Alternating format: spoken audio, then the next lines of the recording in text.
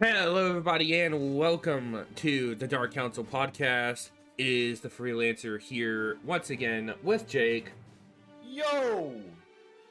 And today we're kind of switching up our topic today.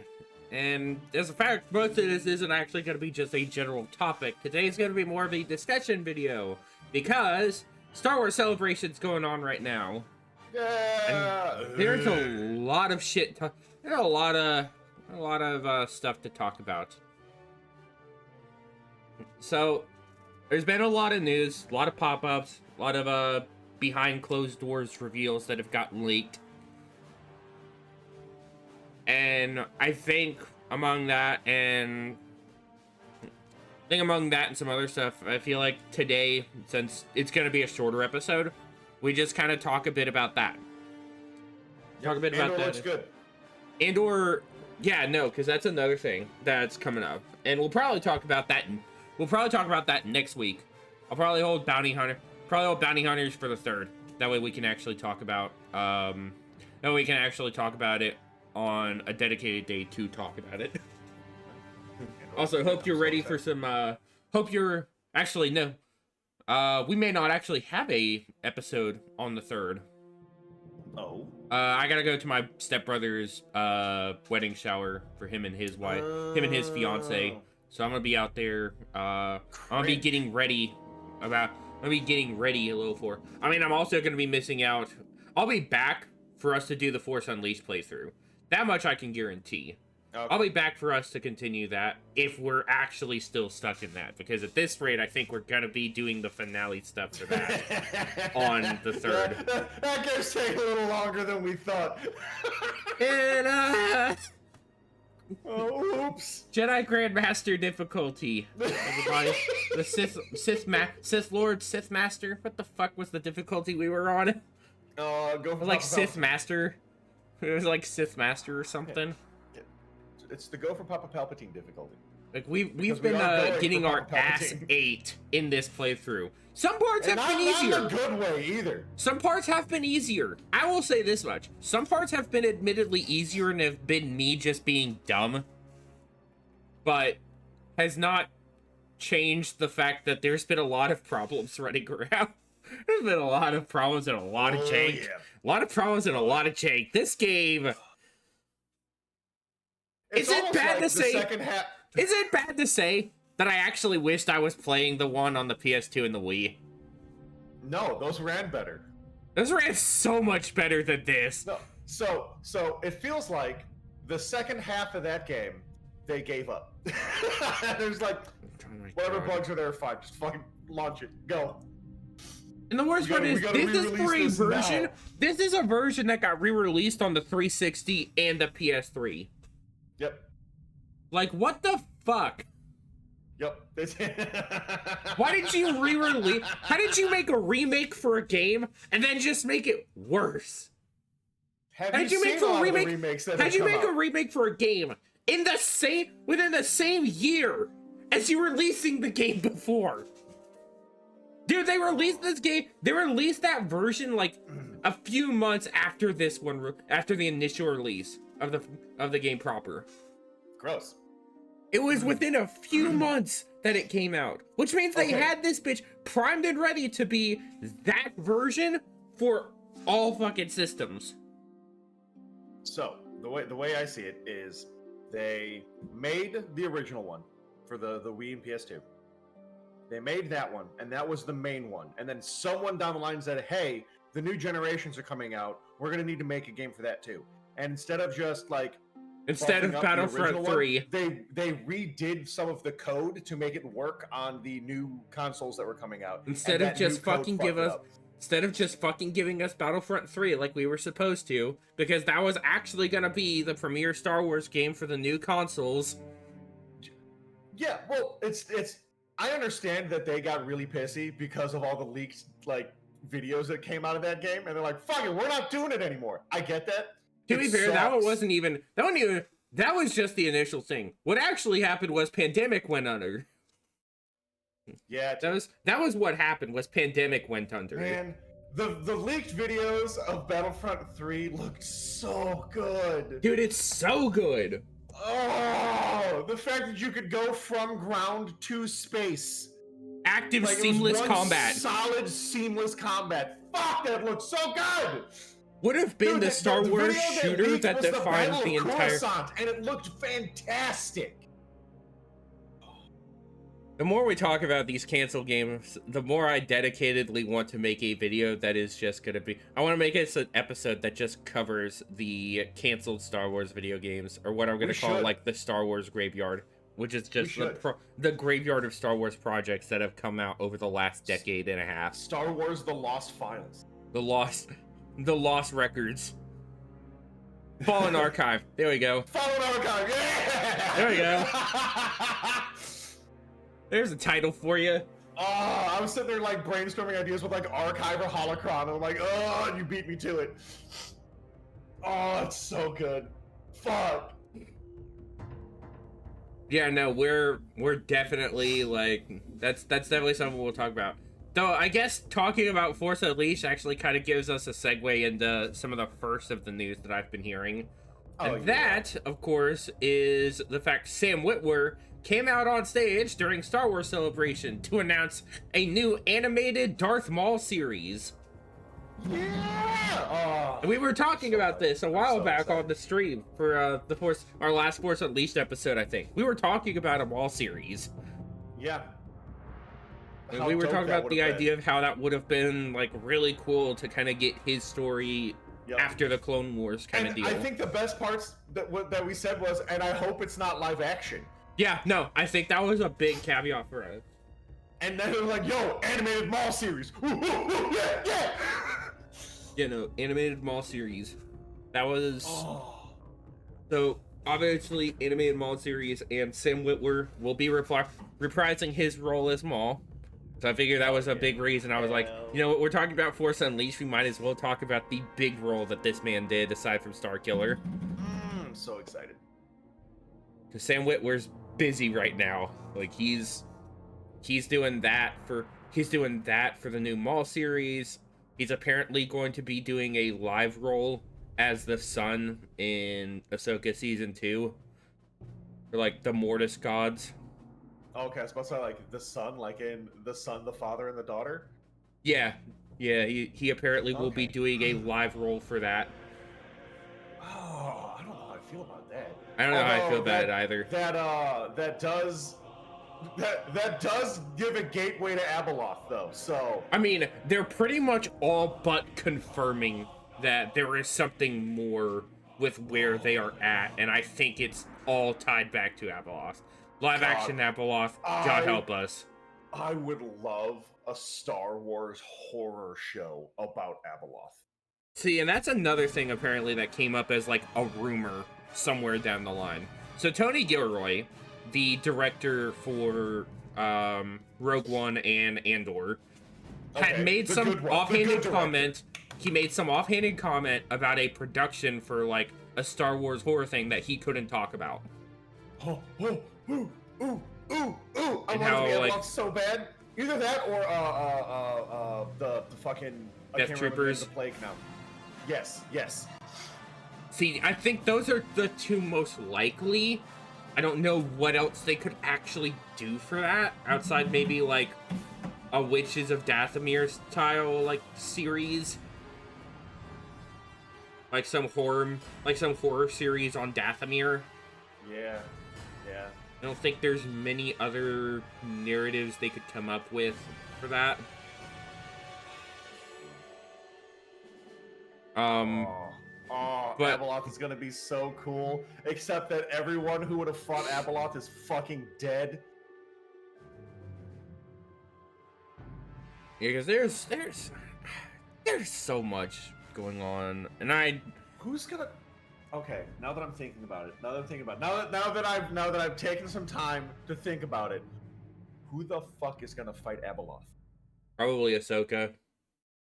Disgusting. Apparently Sam Witwer's not the only one apparently going to be reprising a role here, because apparently Ewan McGregor's going to be doing Obi-Wan, so... But Obi-Wan is dead. Exactly. He's going to come back as a Force Ghost. That sucks. Yeah, well. Fortunately, love Ewan McGregor, and I unfortunately, want to see more of him. Ahsoka is fan wankery the series. Oh, It's not great. Like I like seeing all the cool fan stuff, but I'm not for how they're telling that story. yeah, Wish I they mean, would you have can't told that even one a have little like better. you It can't really even does have just like kind of feel like Jaina or anybody else because Han Solo and Leia are dead. They had one kid who's now also dead in canon. oh see that doesn't matter anyway because this is before all the sequels, so they're still very much alive. They're just out doing other shit like having to raise Ben Solo. I'm sorry, they're doing the Abeloth thing before. Yeah, because this is taking place during the Mandoverse time, the whole like Mando timeline, in between the sequels and the original trilogy. Oh my god, I swear to Christ, if it's going to be the fucking Mandalorian and Ahsoka versus Abeloth, I have no interest. I've lost all interest in this show. Well, Mandalorian won't have any part to play because he's got a movie coming up, which is the other bit of news I guess we can talk about once we finish up what's available at least to talk about for the Maulverse stuff. So, Yep.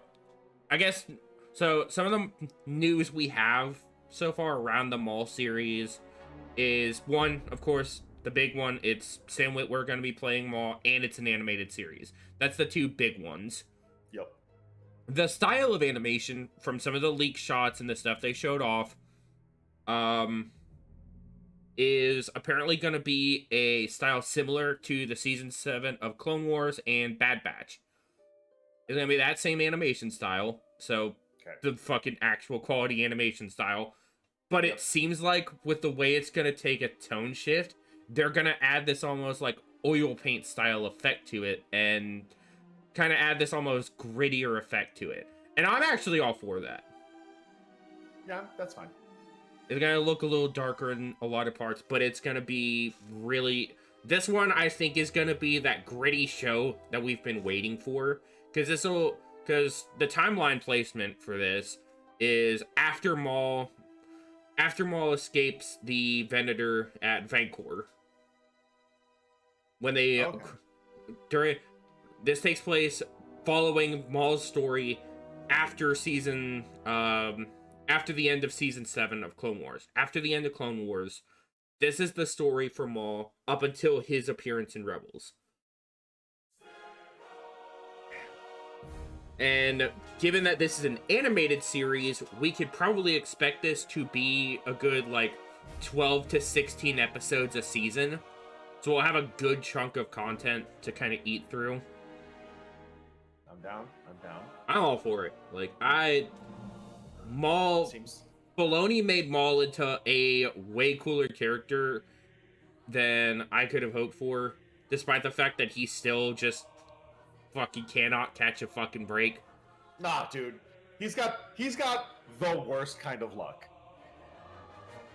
He is unfortunately destined to fail. Yeah.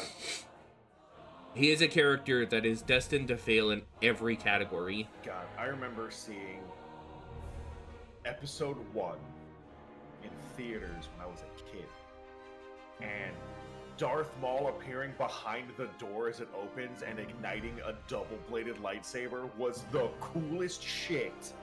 Oh yeah, no, I don't doubt that. Like that. Oh my god. I thought he was the coolest guy in Star Wars ever. He was so awesome.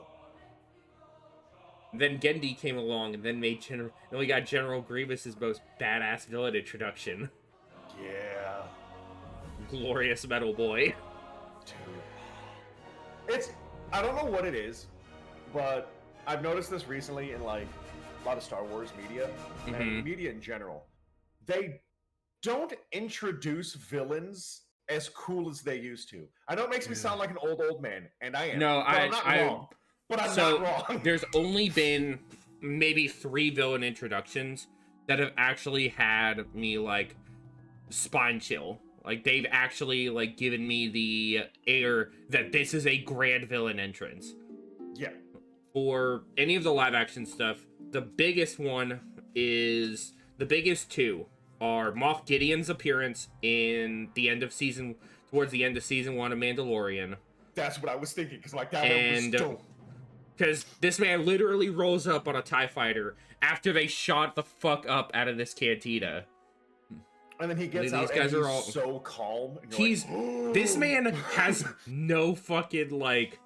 He's calm. He's collected. There's no air of threat in him.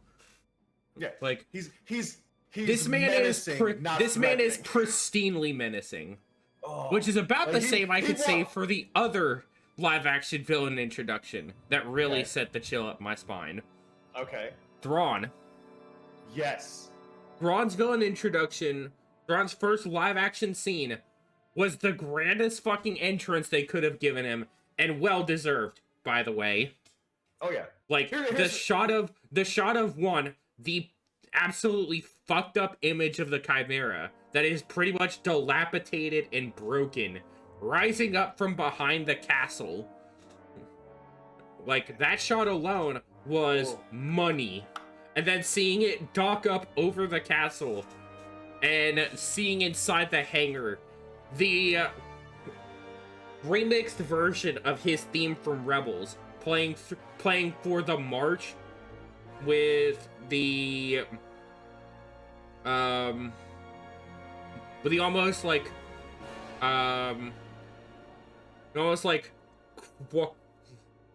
gothic chant that accompanied it. It was, dude.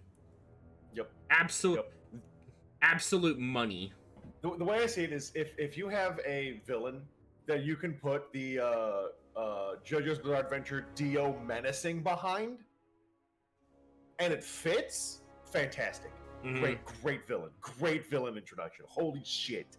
Like, you don't need them to be doing like horrible shit. You just have to have them like be menacing without actually being like, I'm gonna kick a puppy, choke this dude. Like, who cares?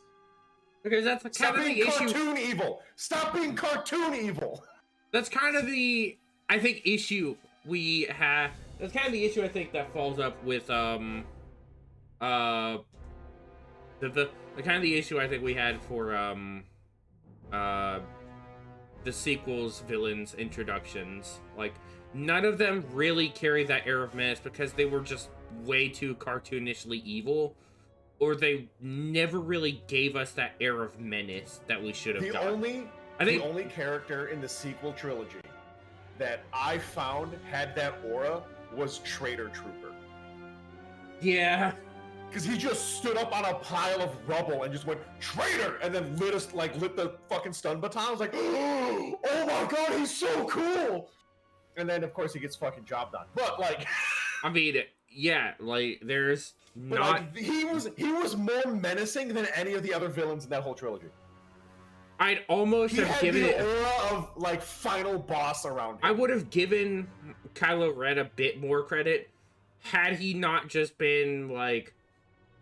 had the whole scene in our kind of like, I guess you'd really kind of look at it as like, we really just don't know enough to feel the menace from this dude. Like, this dude really just kind of rolls up after everybody rounds up and fucks up this whole village. Yeah. And it's almost like they were, and I know this was the intent because they were literally trying to mimic the air of A New Hope. Like, he feels like they really kind of made a more weak entrance of Vader. Is really where... Vader's first entrance, he's standing completely still and doesn't say a word. Bro literally walks up after the talk fucking... shit and choke someone out. Like, what the fuck? Bro literally walks up through the smoke after the firefight of the Stormtroopers and the Rebels in the first scene. Yeah. His entrance very much sets it as like, this dude's a problem. Yeah. This dude's a problem. He looks starkly different from the Stormtroopers. Because the Stormtroopers are very, like, tight uniformed, these bright, cold stance color, like, and then you have this dark armored man roll up, mechanically breathing through the mask, and the air of... Just the air of menace he put off in that one scene and sets the bar. ignite his lightsaber. No, we doesn't, don't even like, see him use toss the. out, like, threats or anything. Do we He even just walks see up him and goes, use a lightsaber until the fight with Obi-Wan? Yeah, and you look at me, and he just walks up and goes, "You," and like points at Leia's like, "You," and that's the whole scene, essentially. Like he just walks up and talks calmly to someone, and then it fucking cuts to Luke on Tatooine. No, we have because the one shot we see of him actually like proving a menace, because he starts talking to the officer on his walk through initially. Then he finds the rebel captain. He finds the rebel captain on the ship. Yeah, I forgot about the and rebel then he captain. starts choking him out. Yep, I forgot about the rebel captain. And then we get the air of menace from him yelling out the orders to the stormtroopers, demanding the plans. Yeah. Like, the best way to put it is, he was so calm the entire time. He was never not in control in that scene. He had it was very clear who the leader was. Yeah.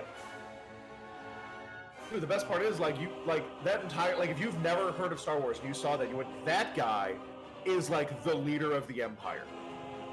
And you would think that up until you learn that there is somebody higher. Yeah. Who is only mentioned until we get a brief segment of him in Empire Strikes Back. Yeah. The next movie is where we get a brief segment of seeing him. It's not until the last movie of the trilogy where we're even introduced to Palpatine. And Palpatine's appearance is another one of those big villain moments. Well, yeah, dude, the fact that he had to do a little tippy toe in order to turn the chair around, I think is hilarious. But if you didn't know that about the movie and you just realized that the chair turned on its own, peak menace. Peak menace. I mean, it's like the initial appearance of him in person when he arrives at the second Death Star, and you see everybody.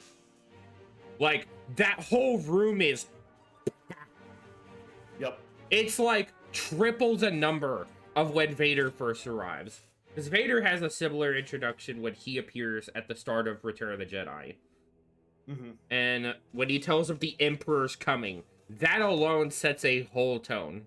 That one line that he speaks to the fucking Imperial officer dude, the Emperor will be here to... or you can tell that to the Emperor when he arrives. Yeah. And the officer just questions, like, the Emperor's coming here? Yeah. What do you mean he's coming He's here? like, what do you mean? What do you mean? No, Vader, no, I need you to tell me more. What do you mean? Vader, say psych right now. Like, he just... That alone told the entire story of how dangerous he was. Because if Vader was somebody that they could at least try to bring the notice to, if you almost felt like the air caught in his throat when he tried to speak for a moment. Yeah. Just hearing that the Emperor was coming, like, that's a problem. Oh, God. And then on top of that, we get to see the Royal Guard for the first time, which are so fucking cool. They're so cool, but they don't really do anything. They don't do a single thing. But they're so cool. They have done more in the video games and comics than I've ever seen them do in any piece of material ever. Yeah, you're not wrong. But they're so cool. It's the design. It's that bright red armor that they wear. And the fact that they're not holding guns. They're out here holding fucking spears. You're like, what are those spears for? In a world full of guns and lightsabers, what the fuck is a spear gonna do? And you're like, no, there's a reason they're the Royal Guard. Oh god, they're so cool. I feel like Vegeta talking about Broly. Oh They're my so God, cool, but they're so dumb.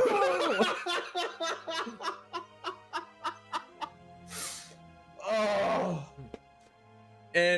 But kind of wrapping us back around, like, Maul's whole presence.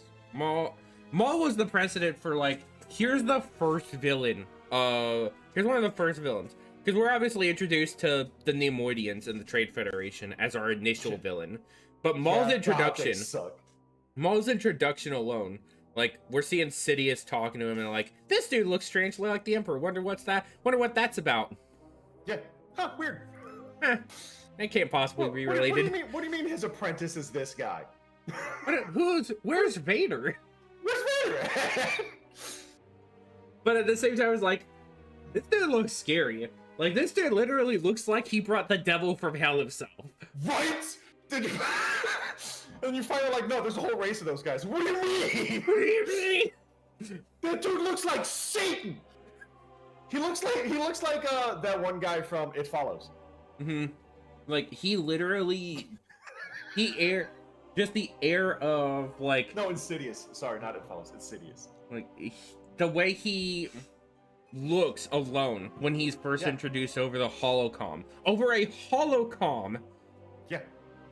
To the Neimoidians. That dude's This dude's bad news. Fucking bad news. That dude's bad news. Here's like, you get introduced to the Neimoidians, and like immediately they're like, these are your typical we should poison them. We cartoon evil. We need to poison them. Oh, they're coming. Lock the doors. Lock the second doors, please. These are your like. Kill us. Close the doors. Meanwhile, the Joe on the outside, let me in. I think it's crazy that scene is the only time in the entire like canon Star Wars that anyone uses force speed. Yeah, no. Like when the fucking droidicas roll up and then you just see Obi-Wan and Qui-Gon bolt. Like they straight up like blur off the fucking hallway. No, they did that because Jedi Outcast came out and introduced a bunch of new force powers. And, I mean, there were a bunch of force powers. There was a bunch of force powers that were introduced with a lot of the other games anyway. A lot of the like material and the games anyway, because a lot of the comics had brought up a lot of powers and everything through that. Not force speed. Force speed's different. It's so cool, and they never use it again. It's so overpowered. It's so overpowered. Actually, there is another instance we do see force speed used, but it's only. Where? It is in the Genndy Clone Wars movie, when Windu's fighting his way through the fucking droid army on Dantooine. Oh, you're right, dude. He's fucking schmoving and dude, just cleaving dudes. Bro, he's not even just cleaving dudes through that. Bro's literally fist fighting B2s. Yeah, he's like machine gun blows fucking up B2s. He's Jojo Ora-Oraing all the robots. Bro is and hitting them hard enough that they just fall apart. Like he's literally mashing their shit in. And bisected it. Bro literally is mashing their shit in. God, dude, man, they did Mace dirty in the prequel trilogies. Fuck, he was so cool. Prequel trilogies and the Clone Wars series. Man gets done dirty. Fucking love Mace, and the fact that he's an asshole to everybody. Peak, dude. Peak. Because he's he's not an asshole just to be an asshole. He's an asshole who's like, I think I know what's best for the galaxy. And like the Jedi Order. I like to point out that he's an enforcer. Like I like to note that he is very much the reason. He is the reason Anakin falls to the dark side. Yeah. He is the reason. It all comes back to Windu. And you're right, he is pretty much an asshole because he thinks he knows what he's doing is right. And honestly, the one point I think that really shows Windu really doesn't trust Anakin in any capacity is the one scene where Anakin comes the one scene in Revenge of the Sith when he comes forward about Palpatine being the Sith Lord. Yeah. Like that's, and when Windu tells him that you need to head back to the temple and go hang out there. When we're done, I'll come and find you. Yeah, that's like do that and I will have full trust in you. That that alone was what sealed the deal. Yeah. And it didn't help as well that throughout that whole point, Anakin had none of the people who could realistically pull him back to like a sense of rationale anywhere within arm's reach to call out to. Yeah. Because Obi-Wan was Everyone out. else was busy. Obi-Wan was out fighting Grievous on Utapau. Yoda was out helping the Wookiees on Kashyyyk. Yep. And Ahsoka was on Mandalore. Yep. And Padme was also somewhere else too. Well, Padme was at their house. Padme was at their house on Coruscant. Oh, I could have sworn she was elsewhere. But she's not the one that could have pulled him back. True. Anakin She's needed one also of the those reason. like 3 outside. Well, I mean, ironic because she is part of the reason, because Anakin's entire reason for going to the dark side was he wanted to try to protect them. He wanted to try to protect her and his unborn children. Yep. He was trying to protect his family and didn't know how he could help them, knowing that there was going to be some horrible thing that happened to her. Because he was been getting these fucking awful Force visions about something going wrong with her. Yeah. And it still happened anyway. It still happened anyway. He Because was the reason. Yep. Oh man. Full circle, baby.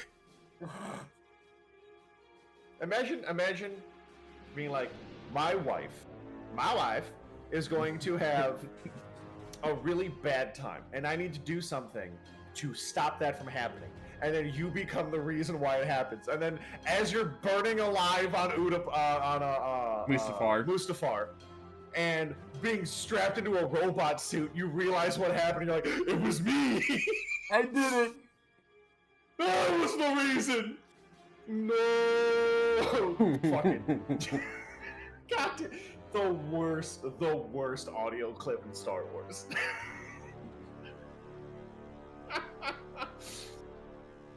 I know it was supposed to be like a gut wrenching, grieving no.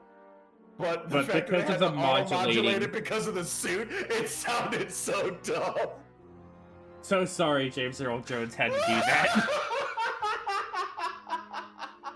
There's a reason why James Earl Jones never yelled in the suit.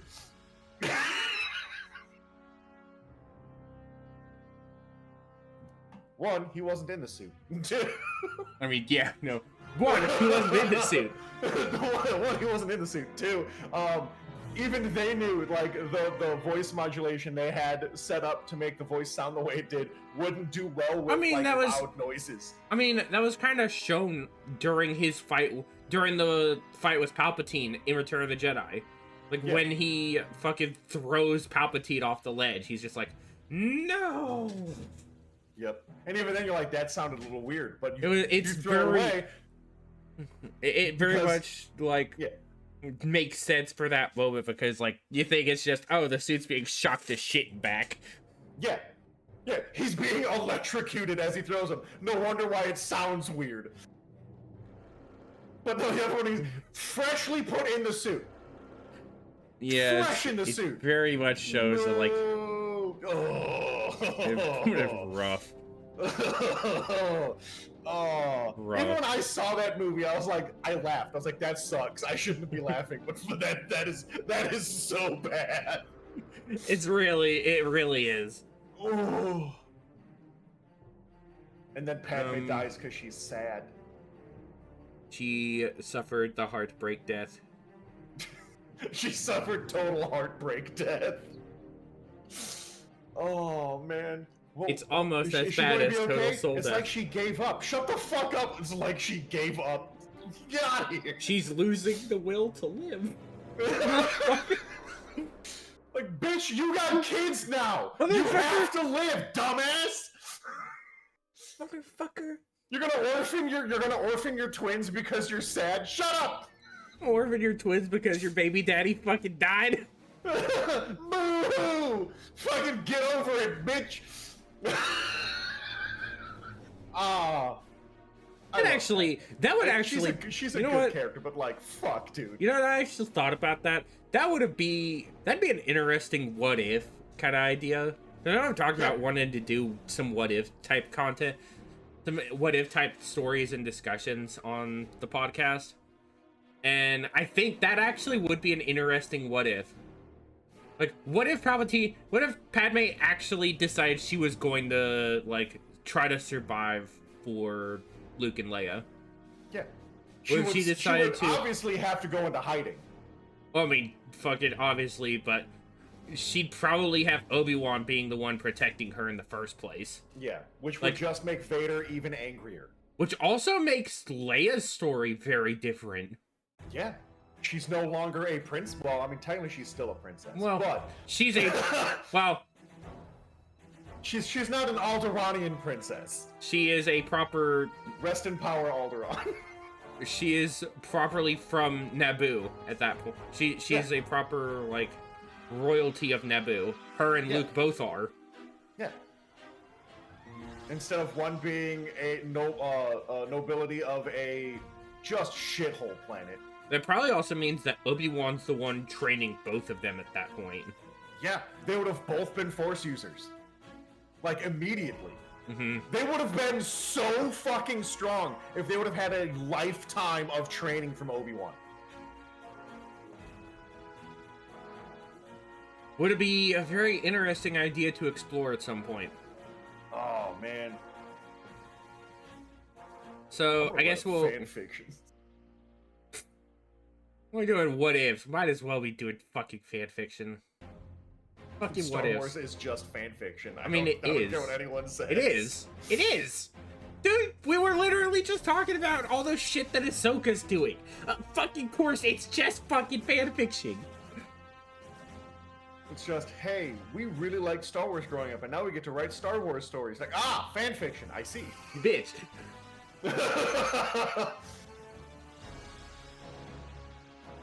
We appreciate you for your work, but also... fan fiction, you weirdo. I bet you had a Tumblr blog. That's why he tried to keep Ahsoka alive despite the fact Lucas wanted her dead. Yeah. He couldn't let his OC die.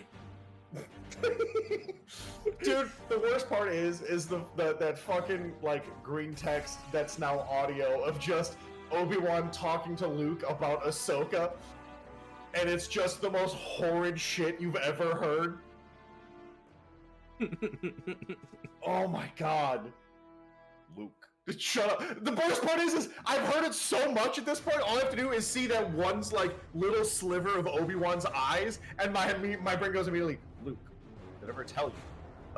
Like, shut up. God damn it. It's awful, dude. Awful. I hate it here. The internet was a mistake.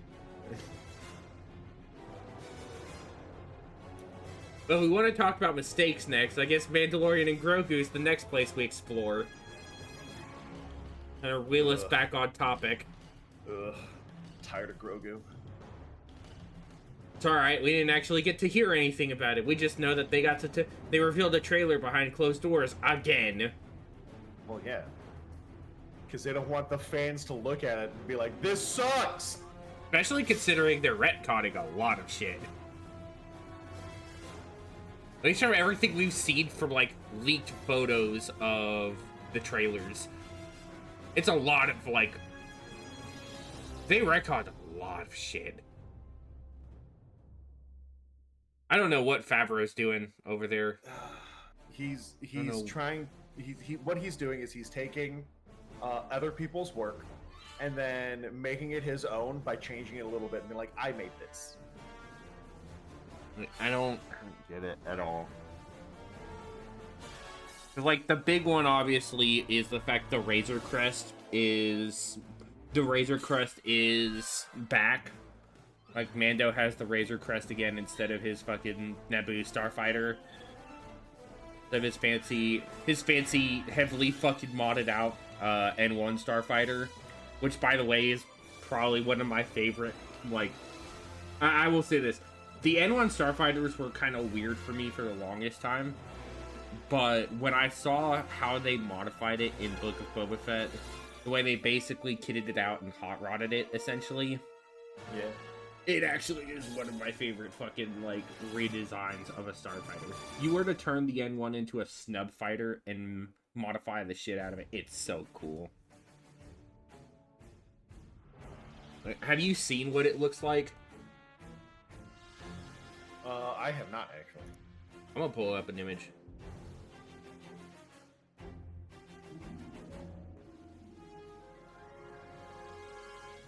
There you go. Yeah. I'll pull up an image and then we'll pull it up on the side here. Send this directly to you, so you can suffer as I have suffered.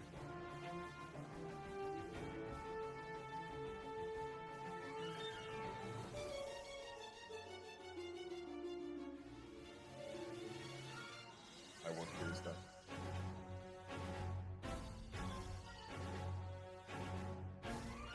There you go.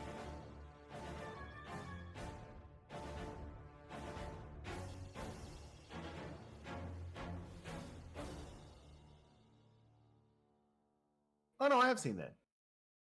That's just the ship he had before. Yeah, it's the modified N1. Yeah.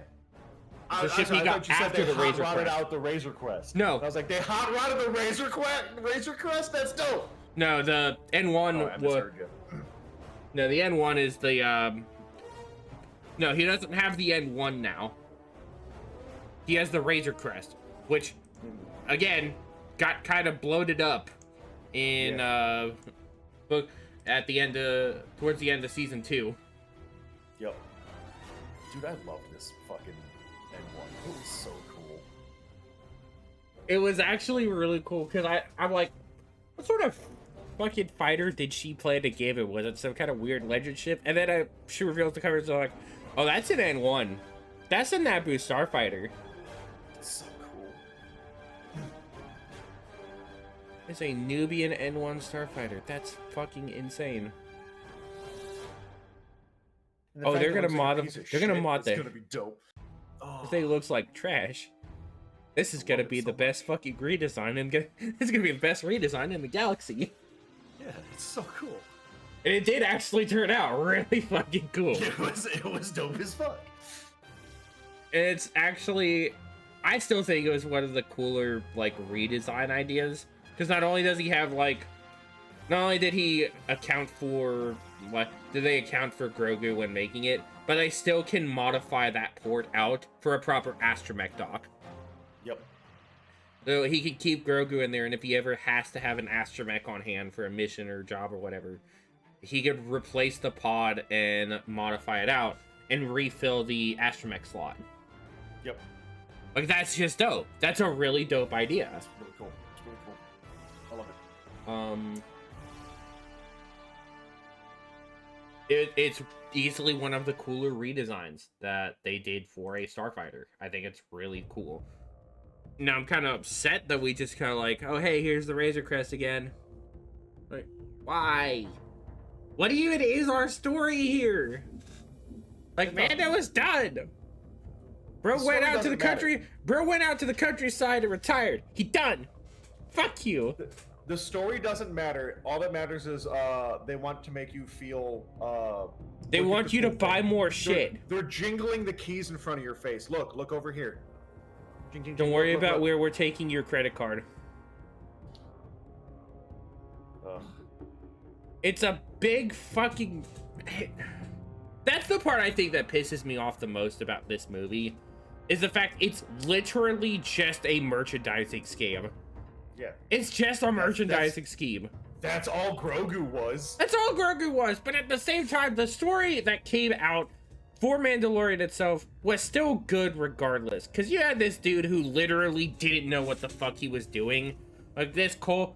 Like, I still wish we had gotten, like, this cold, gritty, fucking, like, cowboy western style fucking Star Wars story with the Mandalorian as a main character.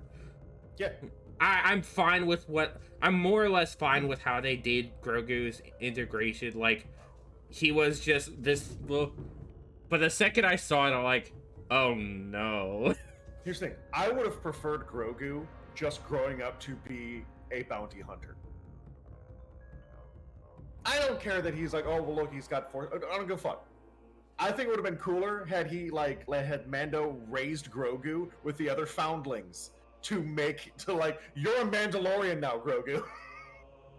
Welcome to honorary Mandalorians. I mean, he did kind of become that. Like, he did Yeah. he does still kind of do that. Yeah, but then they're like, oh, we gotta take him, we gotta find a Jedi for him. I'm like, shut up. No, you don't. You really don't. Teach him how to use a blaster and a jetpack, please. I mean, he was I mean, the Force powers obviously were a weird thing, and I know the Mandalorians have a weird thing about Jedi anyway. So I understand narratively their logic in doing that. I understand their logic narratively, and like, we can't raise him because it's not our place to. Like, there is people who can handle him for the powers he has. But Grogu chose to come back is the thing. Like, Grogu chose, like, am I gonna get to stay and become a Jedi and get Yoda's lightsaber, or am I gonna take this gift that Daddy gave me and go back to help him and do shit? Go on crazy adventures and beat up bad dudes. I'm gonna go help him beat up bad dudes. I'm gonna help him beat up the dudes. I'm gonna help beat up the dudes. Screw this Jedi nonsense. Who cares about Jedi bullshit? I get to fight dudes with Dad. Your dad don't get to kill bad guys. I watched him vaporize a Jawa.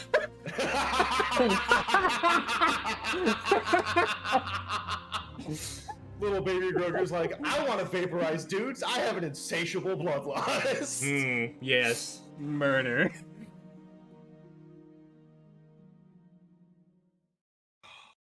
Grogu simultaneously is the most annoying thing, but is the greatest thing of that whole series. Yeah. I want to see dark side Yoda. I mean, that's kind of what we see. But he uses a blaster and wears Mandalorian armor. It would have been really cool. I honestly would have been all for some idea like that. That would have been really dope. Hello, my name is Grogu, and I'm the new Mandalorian. I mean, it works essentially because Mandalorians are like, they define. Small. No, it would be Mandalore the Wise.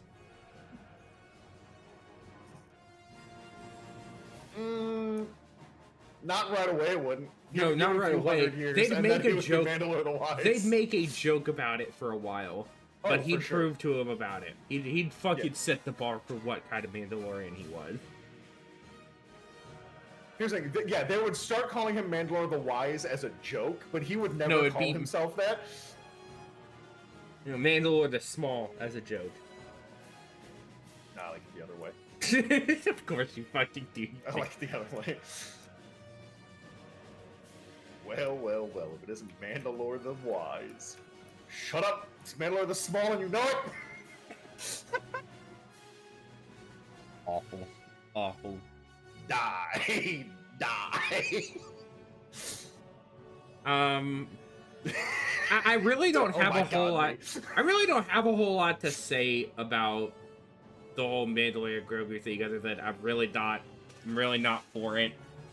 Alright, I'll obviously still go watch it because fucking shackled to this brand loyalty. Literally chokeholded. Yup. Literally caught in a goddamn chokehold for it, but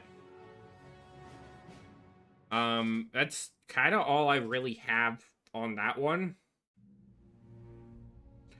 Because again, it was another closed doors reveal, so we don't know anything. You know, next to dick about this fucking about this fucking movie, so we can't really talk about something we don't have a whole lot of information about. You know? Yeah.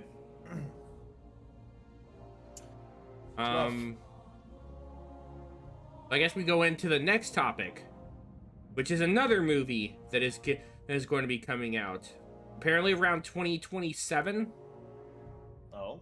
And it's supposed to be a challenge release for Disney because it's coming out around the same time that Avengers Secret War is. Oh. So Disney's put a challenge board up. Let's see which one actually succeeds.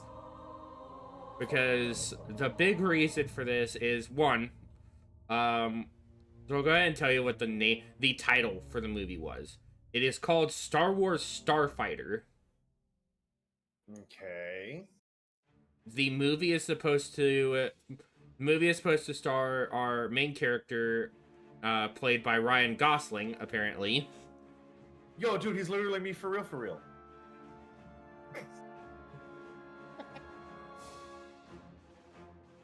Apparently, he is going to be our. Apparently, he is going to be our main character for that movie. Yep. And I guess Sean Levy's gonna have a big part in that movie too. But the part that, and I don't know if Eckhart actually like nixed this one up or not, because in his description he mentioned in the description for the video he put out, it was the movie is going to feature Ryan Gosling and Sean Levy in the movie, and is apparently going to be directed, and quote, by Deadpool and Wolverine.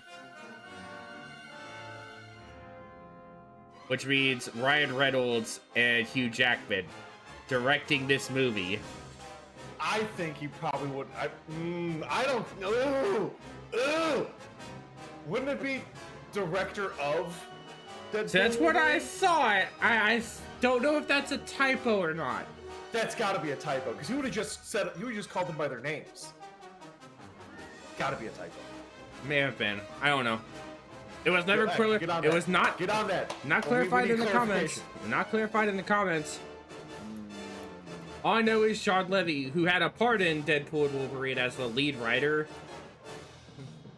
like the lead writer for that movie, is supposed to be one of the big players for this movie. So I don't know. Okay. I don't know Did if they that was a say- typo or not. Did they give character names for who? Oh my God. Not Ryan Reynolds. Fuck. Ryan Oh my God. Gosling. Ryan Gosling. Did they give who he's playing? All we know is he is supposed to be playing a. We don't know what his character name is. At least what I know. They have only dropped a announcement reveal of the movie, the title, and a release date, August 2027. Okay. And Ryan Gosling. it is. And they also announced the time frame. Okay. Here's the trick. Okay. This is our first post-sequel movie. Not who I thought it was going to be. This movie is set 5 years after the events of Rise of Skywalker. Oh. 5 years after the end of the trilogy, the sequel trilogy. So My thought was like, oh fuck, he's gonna play apparently Wedge. he will be playing a starfighter pilot in that era, but we don't know much about that story otherwise. Yeah. Man, I was really hoping it was gonna be during like the original trilogy timeline, and he was gonna play Wedge. Because I could totally see Ryan Gosling playing Wedge. He's got the right look. Dye his hair black, he can pull it off. Exactly. Like I said, he's got the right look to Dye be his Wedge. hair black, give him brown eye contacts. Yeah. I mean, you don't have to go that far. Well, Most people aren't going to care. No, I mean, dye his hair black, yes, but he wouldn't like wear brown like contacts. That's he probably wouldn't have to go that far for it. I mean, People they just did like, it "Oh, for fuck, dude, it's they did Wedge." it for freaking Ewan McGregor's wife when she did Hera in Ahsoka. Really? Oh, well, I guess Gave her they wouldn't- bright ass fucking green eye contacts, Well, I mean, which is why her character looks super fucking off. Yeah, so you kind of have to because everyone. You're in the Clone Wars translating has an animated big fucking eyes. You're translating a character from Rebels, not the Clone Wars, from Rebels. Yeah, to also live big action. fucking eyes. Yeah. All that 3D animated style, they all have giant fucking eyes. So yeah, the one thing you're going to remember is that she has green eyes. Most people don't even remember what Wedge looks like. Most people barely know who Wedge is. Exactly. So you could get away with like you know, no contact. You don't have to fucking dye his hair. You wouldn't even have to. Just be like, yeah, this is Wedge if he was a little older. I mean, we do have to dye his hair because canonically he does have black hair. That is the one feature they have shown in multiple media. Return of the Jedi, Squadrons, Rebels. Like, oh, I forgot he was in Squadrons. Yeah, so no, they'd have to. I forgot he was in something recent like Squadrons. I say recent, but that game came out like 5 years ago. 5 years ago. Almost 5 years ago. Oh, I did. I don't like the passage of time. I know, it makes you feel older. Oh, It aches you in your brittle birdie bones. Oh, dude, my bones, they're so brittle and old. Oh. I am more or less... I'm both concerned and curious about how they're going to handle their first... Because obviously this is supposed... Because obviously we know that they were supposed to be making a movie, a new trilogy set after Rise of Skywalker, putting Rey in the focus, but... I genuinely don't... I don't know where they came out with the idea for this. Like, I'm kind of surprised. Well, you're getting a Rey trilogy, so... That's way worse. That's 3 Rey movies. She was already in 3. We don't need her more. Unless they give her the Luke treatment and fucking kill her off right away, I do not care. We don't know, because they only started production on that last year. So we probably are not going to hear anything until, like, 2027, probably. Hey, nothing against Daisy Ridley. I think she's a great actress. She just played a poorly written role. Yeah, that was... And she even herself said, like, a lot of the problems... Because she developed a lot of, like, mental problems after a lot of the shit she got from that role. Yeah, I would too. Because, dude, she got death threats and shit. Like, I would I mean, too. a lot of the people from that cast got death threats. Literally had people try to attack Adam Driver and his family at his home. Yeah, like, that's... Okay. Don't do that shit. If you can hear my voice right now, do not do that shit. You're not helping anybody. You're not fighting for a cause. You're just being an asshole. That's the reason people are scared to do work for Star Wars, is you people. Yeah.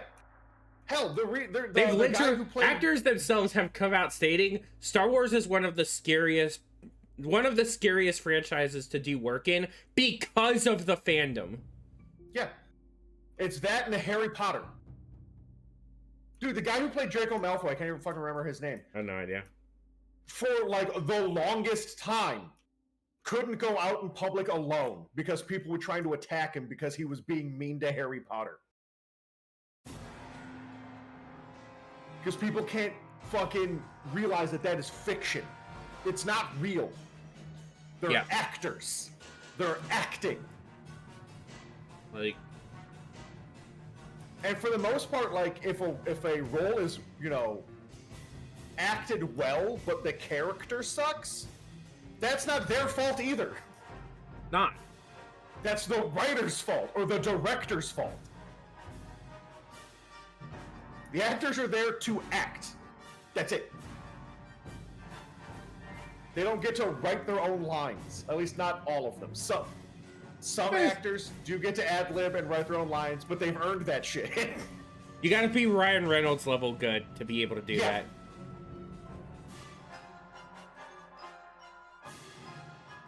Yeah, like, you have to be like one of the top actors in the world in order to get away with ad-libbing your own fucking lines. Or you could be Chris Pratt in anything he's ever done. What the hell was the name of that TV show he was like in? Parks and Recreation. Parks and Recreation. He ad-libbed a lot of those lines, and the reason he got away with it was because he was funnier than the writers were. It's very true. That is extremely true. It says you have internet connectivity issues. Fucking ad-libbed line, and it was the funniest line in that whole episode. Almost the whole season. It was so good.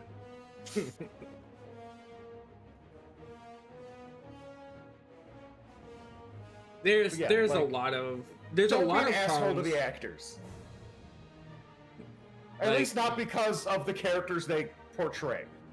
Because even Like, they if an have come actor's out an to actual say, just asshole, then yeah, you can be a little mean to those asshole actors. But like, just being mean to him because of a character they play, that's fucked up. The guy who played Joffrey in Game of Thrones quit acting yep,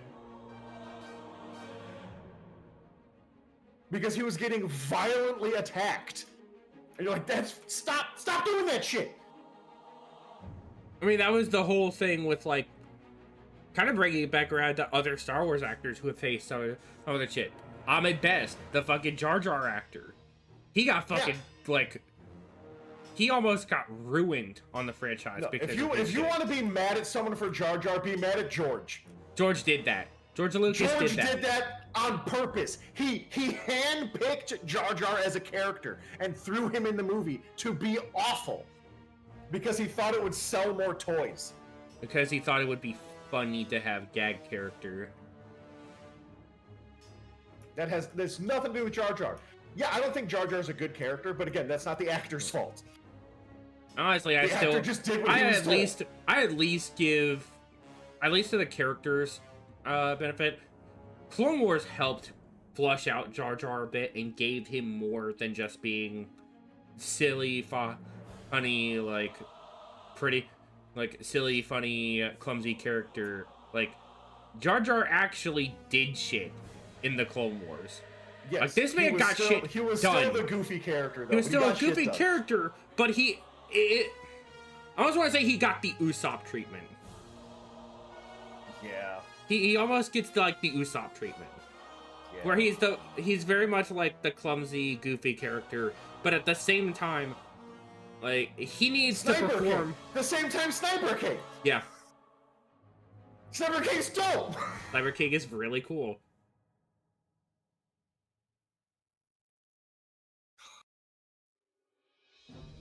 I'm mad at the fans now. That's rough. I'm one of them. I'm mad at us. Yep. Oh, Like we ruined and Star another actor from the same movie who got fucked up. The little kid who played Anakin. Oh yeah, Dude, absolutely. he got fucked up for that. And he's a child. Like, he actually recently started getting over a lot of the mess. I mean, Hayden Christensen quit acting for like 10 years to live on a farm by himself because he didn't want to deal with it anymore. Like, he did maybe like 1 or 2 movies afterwards. Yeah. And then he just quit because the fucking fan base is toxic as shit. Yeah. So stop being a dick to the actors. They're just doing their job. If you don't like the character, focus your autism on the writers and directors. Focus your wrath on the people who made the focus your wrath on the people who made the character, not the people who portrayed them. If you have that much of a problem.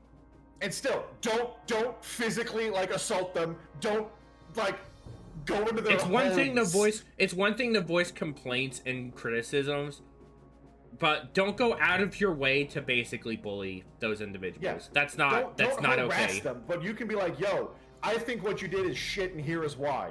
Don't show up at the house and be like, I hate you, you ruined my character, now I'm going to break your knees. Like, don't do that shit. I'm gonna kill you and your entire fucking bloodline. Yeah, freaks, don't do that. I'm gonna kill you over your role that you did in this fictional product one time. Yeah. You played a character that was mean to my favorite character, so you deserve to die. Don't, like, guys. Oh, guys, dude.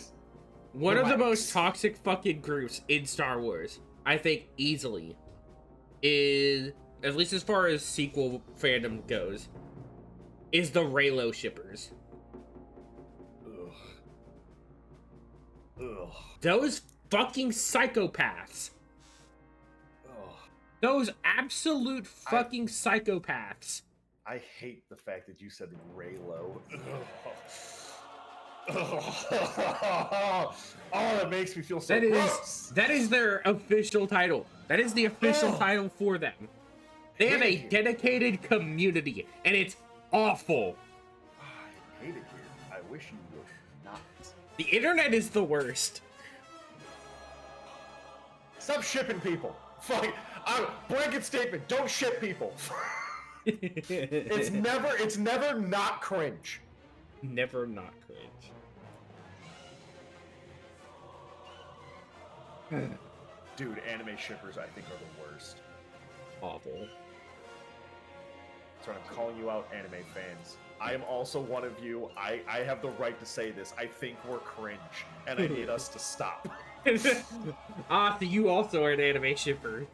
No, but I'm a fan, and everyone's going to lump us all together. So I've got a blanket statement. Yes, We're I am generalizing cringe. like autism. Exactly. Yes, I am cringe, but I think you're cringier than me. Alright, cool. I guess since the big boards have been knocked out, like I don't think there's a whole lot else to talk about as far as some of the news, because again, the whole thing for Star Wars Starfighter is, again, it's just, we know the movie, we know who's playing our main character, we know like one of the lead writers, and we know at the very least when the movie is set. Oh yeah. Well, we will have way more information. Probably next year. Come the 5th. You don't think they're going to release more info on Star Wars Day? I mean, I imagine we're actually going to get more on the Maul series than we would. Yeah. I think the We're Maul gonna get series will more get info. more. Because at least that we had a proper, like, sizzle reel that they got to show off. At least it was behind closed doors, but still, they got to show off a sizzle reel for it. Tofu, we're not doing this. It's time. It's cat time. No. No. It's Nope. that time of the day Mm. for cat time. No. The cat time is not now. Cat. Cat time. Cat time is now. It's 1 o'clock your time. It's cat time now. This is what you get for having cats. This is your fault. This one isn't even mine. This one didn't even want to mine. Nope, doesn't matter. It's cat time. Cat time does not care for who is involved in cat time. It just has to be cat time. Oh my gosh. I guess we can knock out our last bit of news for Star Wars Celebration stuff. At least from what I've seen, and I'm probably gonna pull up. I'm gonna look onto. I'm gonna check my YouTube feed real quick, see if anything else has come out. So, on the look of it, it isn't a whole lot of stuff.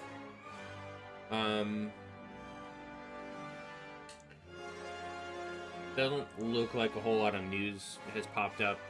I think day 3 is only started recently. Yep.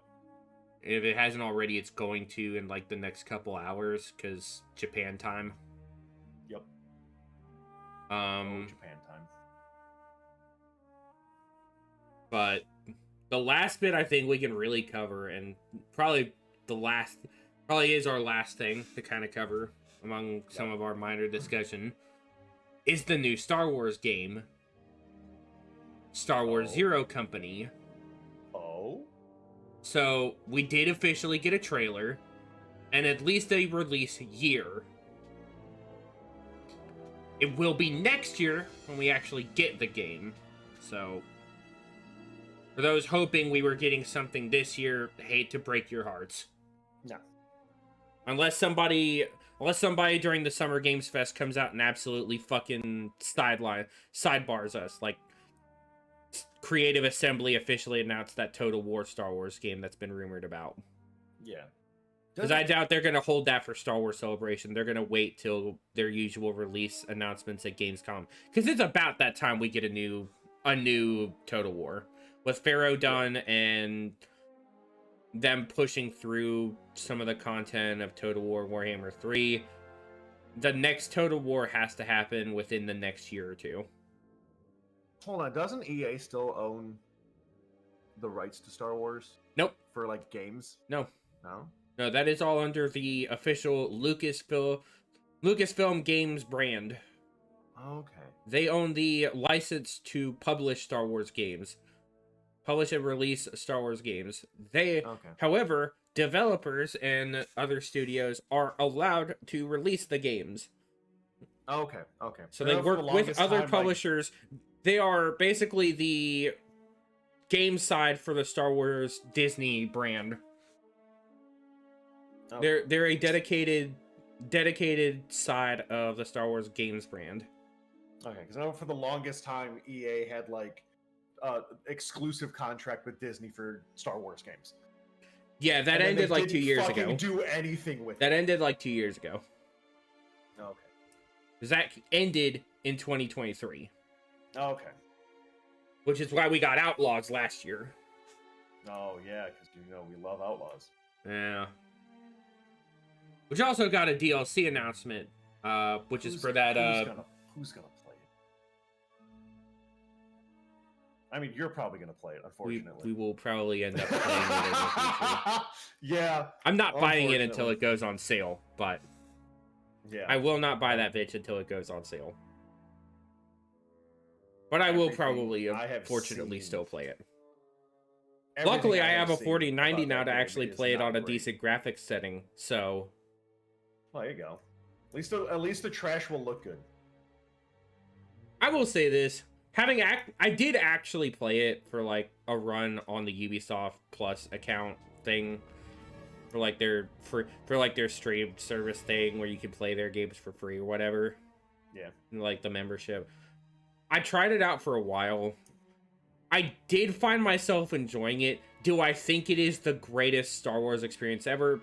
Abso-fucking-lutely not. But it's still a decent run. It's not a great run. It's a decent run. Dude, it's called Star Wars Outlaws, and you can't even do outlaw shit. Yeah, you can. Well, you can run around and, like, hold people up for money.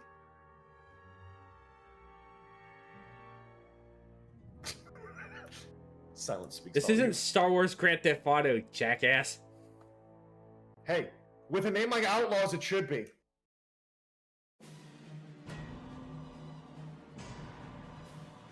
Can you smuggle stuff? Yeah. Can you smuggle, like, hyper illegal shit? Yes. You actually have to avoid Imperial patrols when you do. Okay, that's a point in their favor. There's actual, like, techniques they show you about. Part of the story is actually working to smuggle some of that and then pulling off the biggest heist on one of the biggest heists since the Kessel Run. To go out and try to steal 14 million credits from a big bank vault, a big, like, gang vault on Canto Bight. Which is where you start the game and how you get fucked up and in this situation to begin with. Yep. Because you fucked up the heist initially because the rebels sent you essentially to get fucked. The rebels literally sent you to get fucked. Yeah. Which is awful to think about, but also kind of affirms like, yeah, the rebels aren't all bad, but fuck those guys. We're not working with them. Yeah. The Empire's bad too, but we don't like them anyway. Yeah. The Rebels just kind of affirmed. The Rebels gave us an affirmative statement of like, you guys suck. Like, because literally, like, one of them tries to recruit you, and then this Twi'lek bitch walks up on you and so like, we don't have time for this. It fucking stuns your ass and knocks you out. Hell yeah. And that's pretty much like why you don't work with the rebellion, or at least like you don't really openly support them. No. Well, here's the thing. In actuality, the rebellion would also contain horrible, violent criminals, extreme and all terrorists, sorts of other stuff.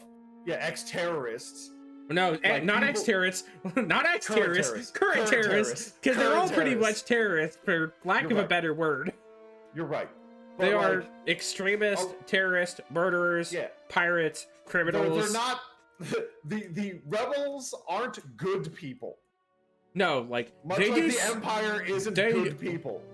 Star Wars has this really bad stigma at least with Disney, about portraying good and evil in a like flat sense. Like these guys Yeah. evil, these guys good. There's Yeah. nothing.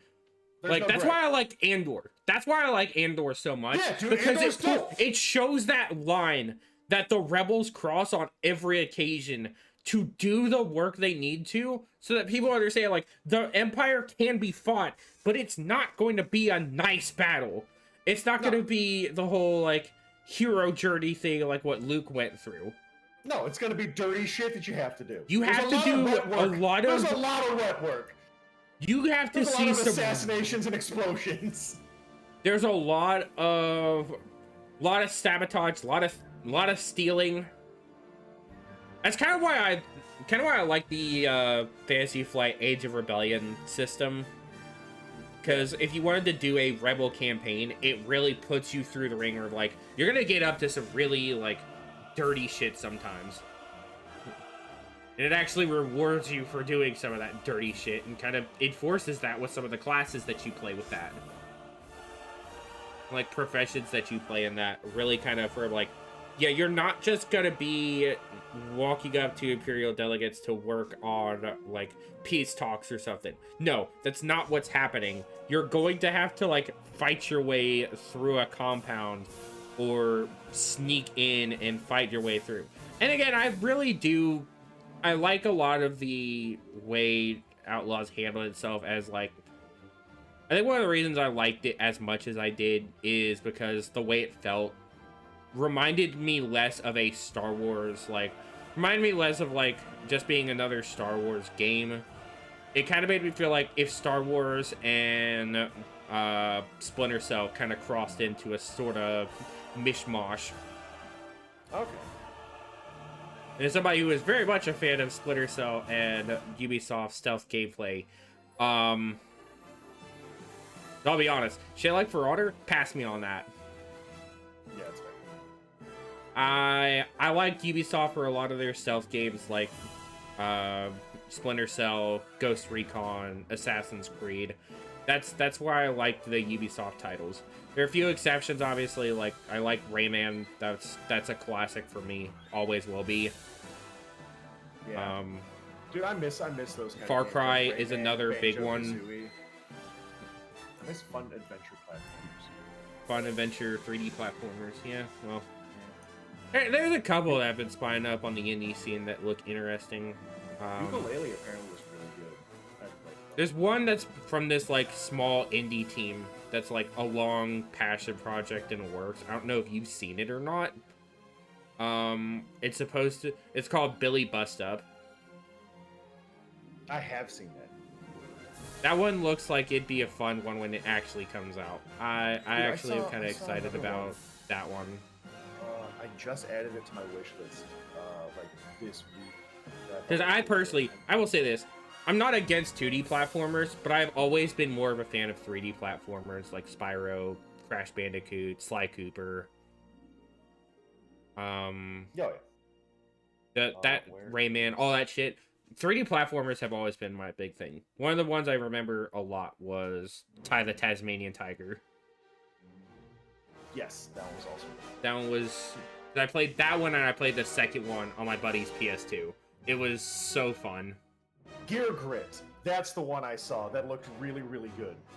You have to share that one to me later once we finish up. Yeah. But, you know, Outlaws is one of those that, while I'm not exactly, like, over the moon on, it did have some parts that made me like, oh, this was fun.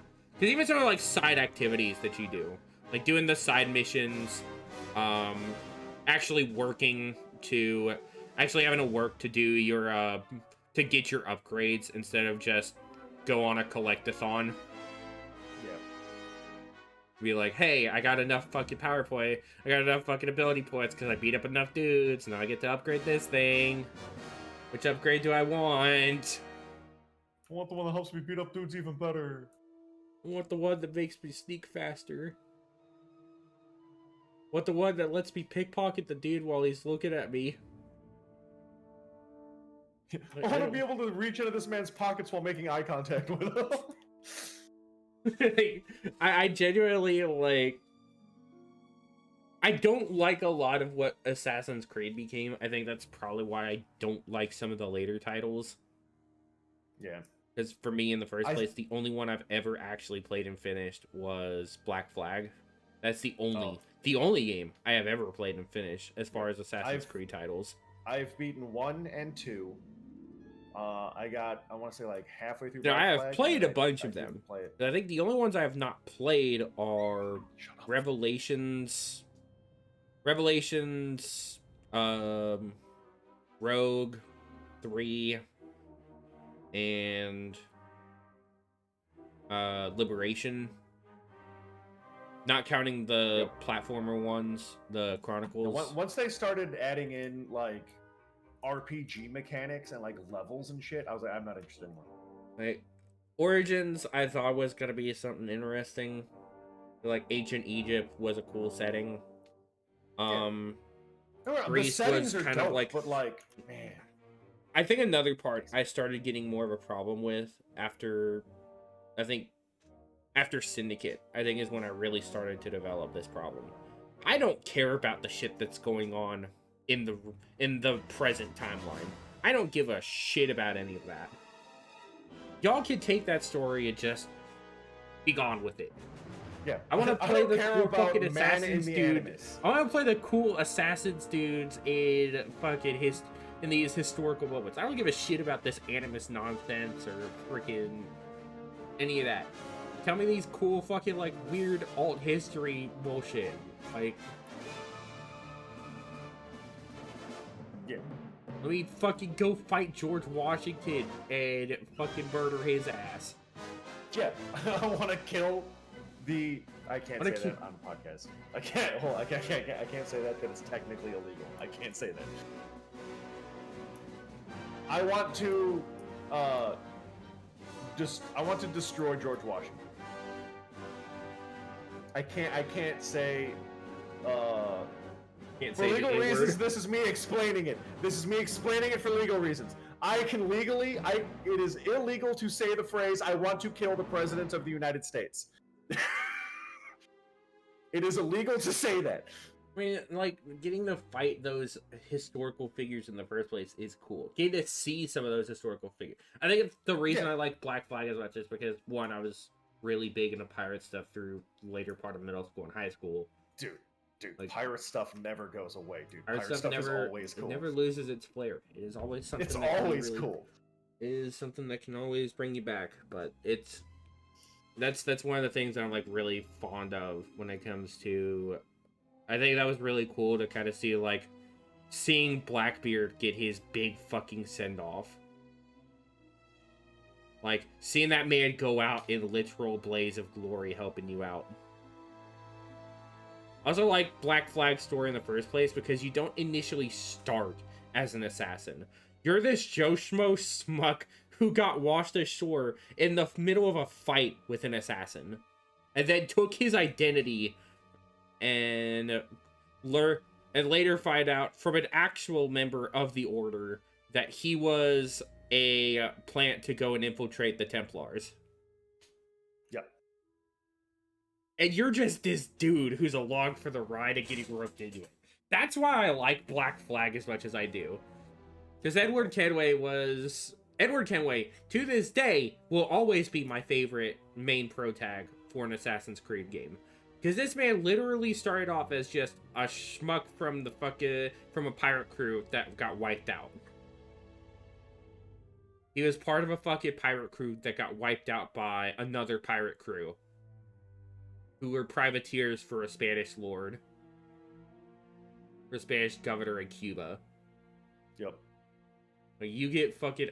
your crew gets fucking washed out by him, and you and the guy you were hunting are the only survivors. You chase this man across the island you washed up on. Find out about what he was going to do. Load up on another ship, and then manage to sneak your way into Havana to infiltrate. That's dope as shit to me. Like, this man literally just rolled up, stole this dude's identity like Agent 47, and I'm gonna find out. This dude was a plant in the Templars because he was a traitor. Like, dude was going to betray the Templars. Who was going to betray the Order. And you find out that you find that out through the actual members of the Order. Like, his story is so good. I genuinely don't think there is an Assassin's Creed story that really tops his. Because most of them all have some, like, prior tie to the Order of the Templars. Edward Kenway was just a dude. Yup. Because even Ezio got a tie into the Order through fucking Da Vinci. Yep. He had a tie in through the Order through Da Vinci. Da Vinci? Haytham and Connor. Haytham was a Templar, and Connor was basically a bastard child who was basically the bastard child that found Haytham and hunted him down. He was an Order member prior.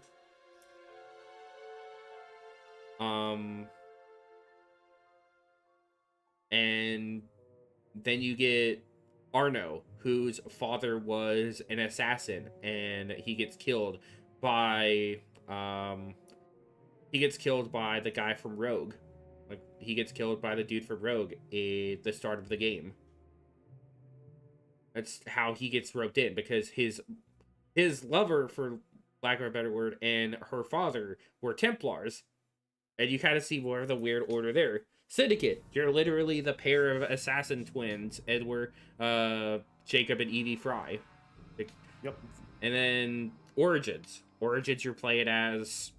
Origins, you're not really in the Order, but you're working to build up the Order, essentially.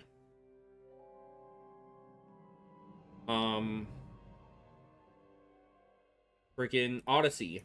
You're way before the Order, but you're still basically you're an ancestor of Bayek. You're an ancestor of Bayek. And then freaking Valhalla. You join up with Valhalla's kind of another weird one, because you weren't part of the Order. You didn't even know what the Order was, because it was this fucking thing that existed out in the freaking in the Middle East. Yeah. It was a small little group of weird religious dudes who existed in the Middle East that came out to find you in freaking Norway and wanted to recruit you, essentially. Especially after you basically got ousted by a rival group. You got ousted by a rival clan of Vikings and end up in England, essentially. And then you're working with the Order there. And freaking Mirage. Mirage is, you're playing as one of the dudes when he joins the Order. Like, how he works his way up into the Order. Like, Ubisoft has a weird thing about telling their stories like that. And I do like... And I think, again, it's just like, none of these dudes really have much of a tie-in to the Order prior. Except for, like, a lot of the early ones really don't have a tie-in to the Order in any way. Or at least, like, the later ones really don't come in with a tie-in to the Order in much of a proper way. Because, like, you look at Edward's story, and he literally has nothing to do with the Order at all. No, until he's just outside. Until Kid shows up and reaches out to him. Literally, a freaking Captain Kid will roll up on you and say, "Hey, so that outfit you're wearing, you should be dead. I should be killing you right on the spot for wearing what you're wearing." Yeah, dude. You wearing blue? This is a Bloods hood, dude. You're wearing the outfit of a dead man. Wanna know how I know? Because I was sent to kill him. You're wearing the outfit of a dead man. You wanna know why? I'm about to kill you. The only reason you were able to fucking wear it off is because he reveals, like, look, I just stole this off a dude I killed. And then I got fucked up for it because the dude who he worked for figured out who I was. And then thought I was somebody else in the process.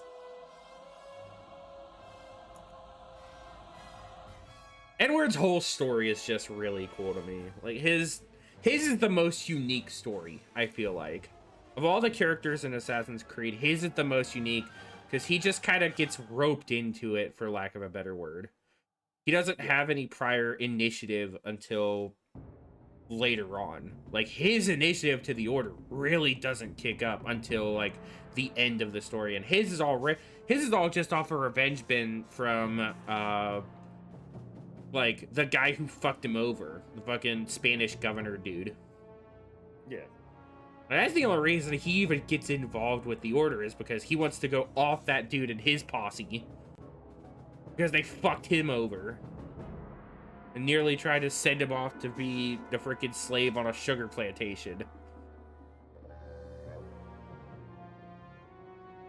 Then he ends up liberating an entire fucking ship, fighting his way away from that whole fleet, and then escaping with the ship to make it his flagship. Could not have asked for a cooler setup. Cool dude. I guess that's kind of why I guess that, looking at it and kind of describing that, I guess that's also another issue I have kind of one of the issues I had with Outlaws was Kay Vess, the main character in that story.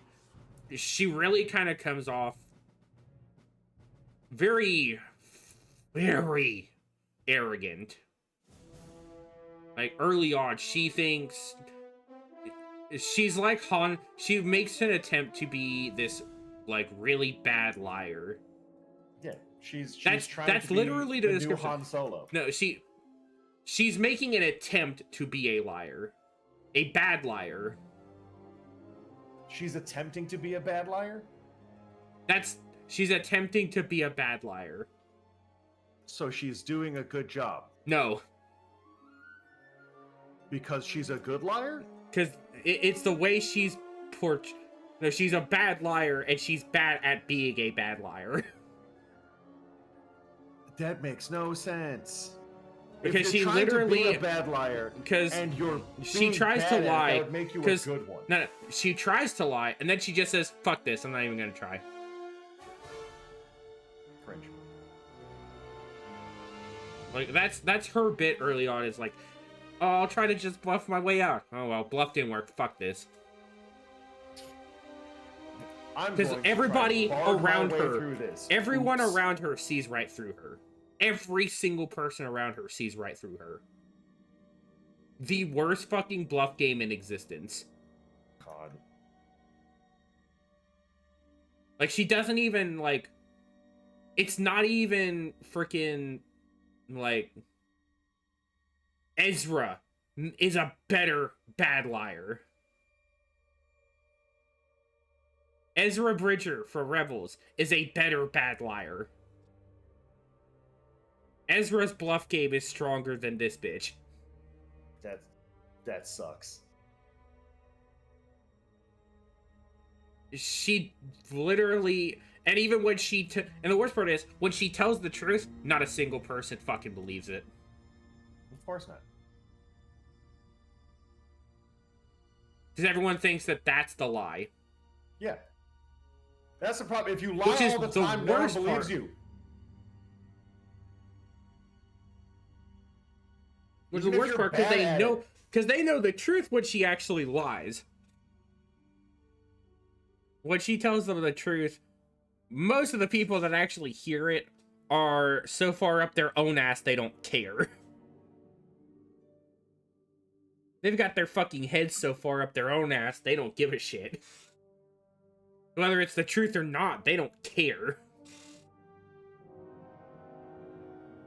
That's how she ends up in the whole mess she does after the rebels basically abandon her to take the fall for bailing out one of their friends.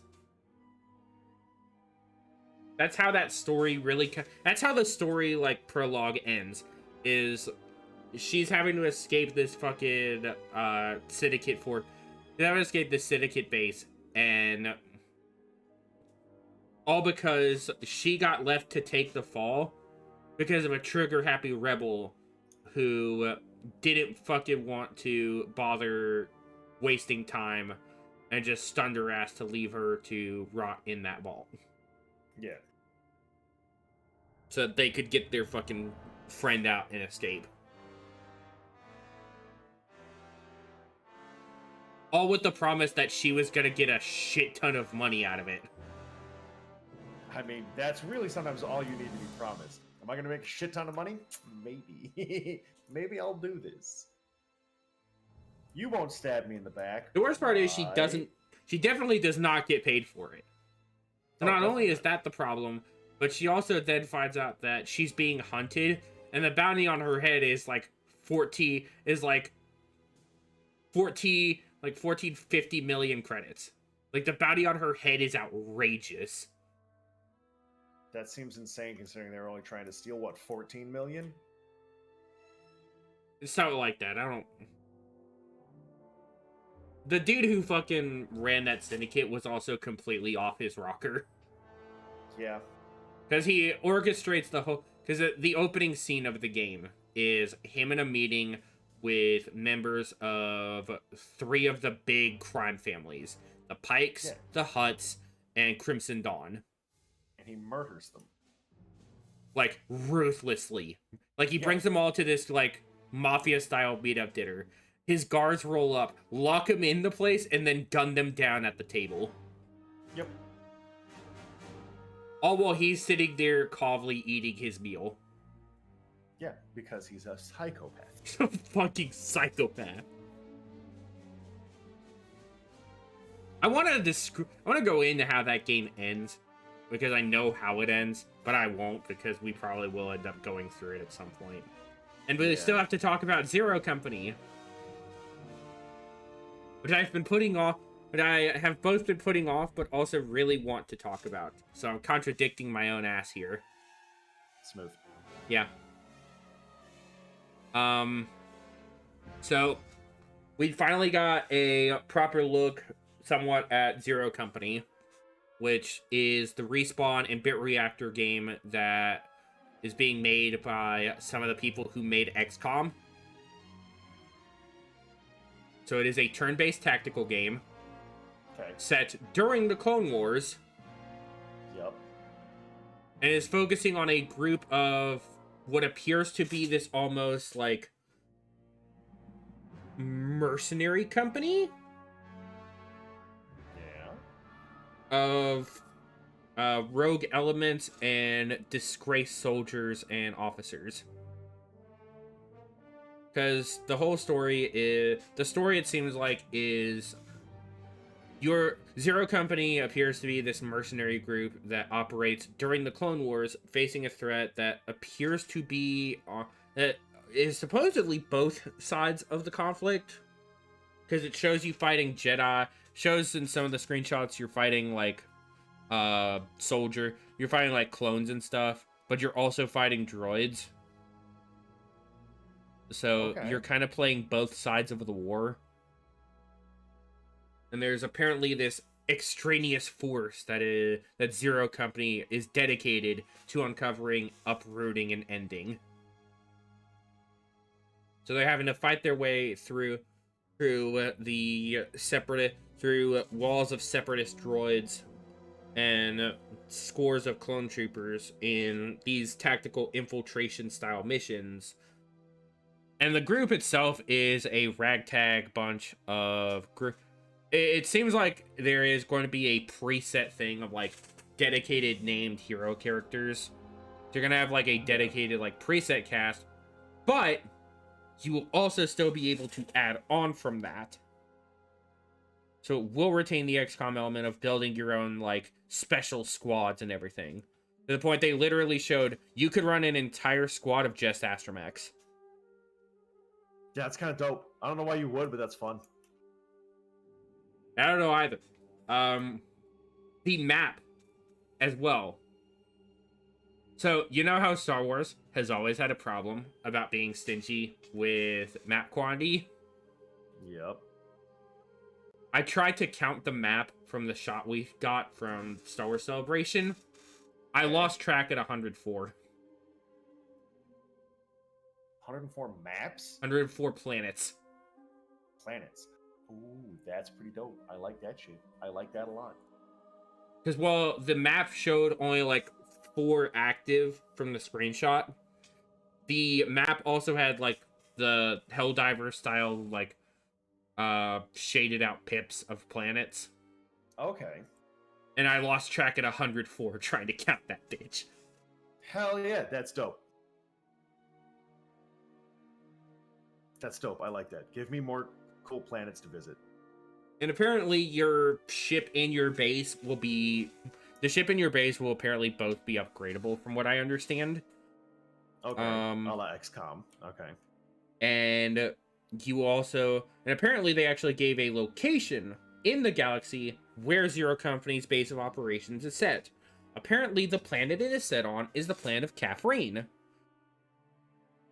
Which... loosely known information. It's kind of only been a planet I've seen mentioned. I don't think I've ever actually seen Kathleen proper. And if I have, I've completely forgotten about it, or it was only mentioned in like the Rogue Squadron books or something. Yeah. One of those like obscure planets that had only been mentioned, never actually shown. That's fair. There's a lot of those planets. There's a lot of those. There's definitely a lot of those. But you'll apparently be able to. But the core name cast, I don't know all the names apparently, but are like main cast makeup for like the named characters that you'll get out the gate. You've got a human scoundrel dude that's apparently named Hawk. You've got a like Mandalorian mercenary. I'm not gonna say. Don't. I know where your brain went. I know where your brain went. I almost did. I'm not gonna. I promise. I'm not gonna do it. You got a Mandalorian mercenary. It looks like. Okay. There is a clone trooper. Ooh. With this like really mishmash phase 1 armor.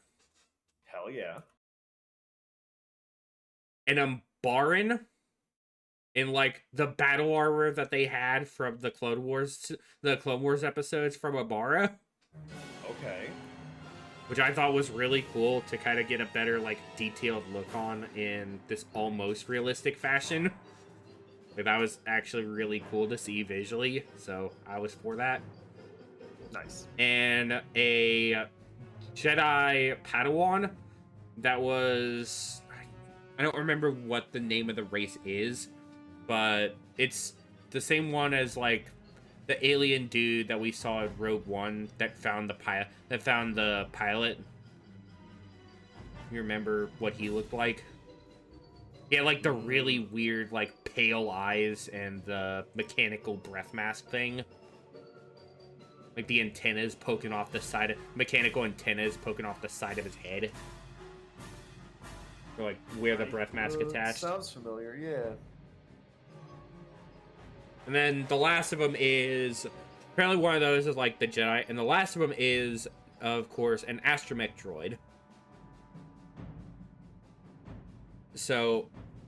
And apparently they're actually... Like, the devs actually talked about it. Like, they want to have a bunch of different aliens for customization options and everything. And apparently even your base cast... you can customize to some degree.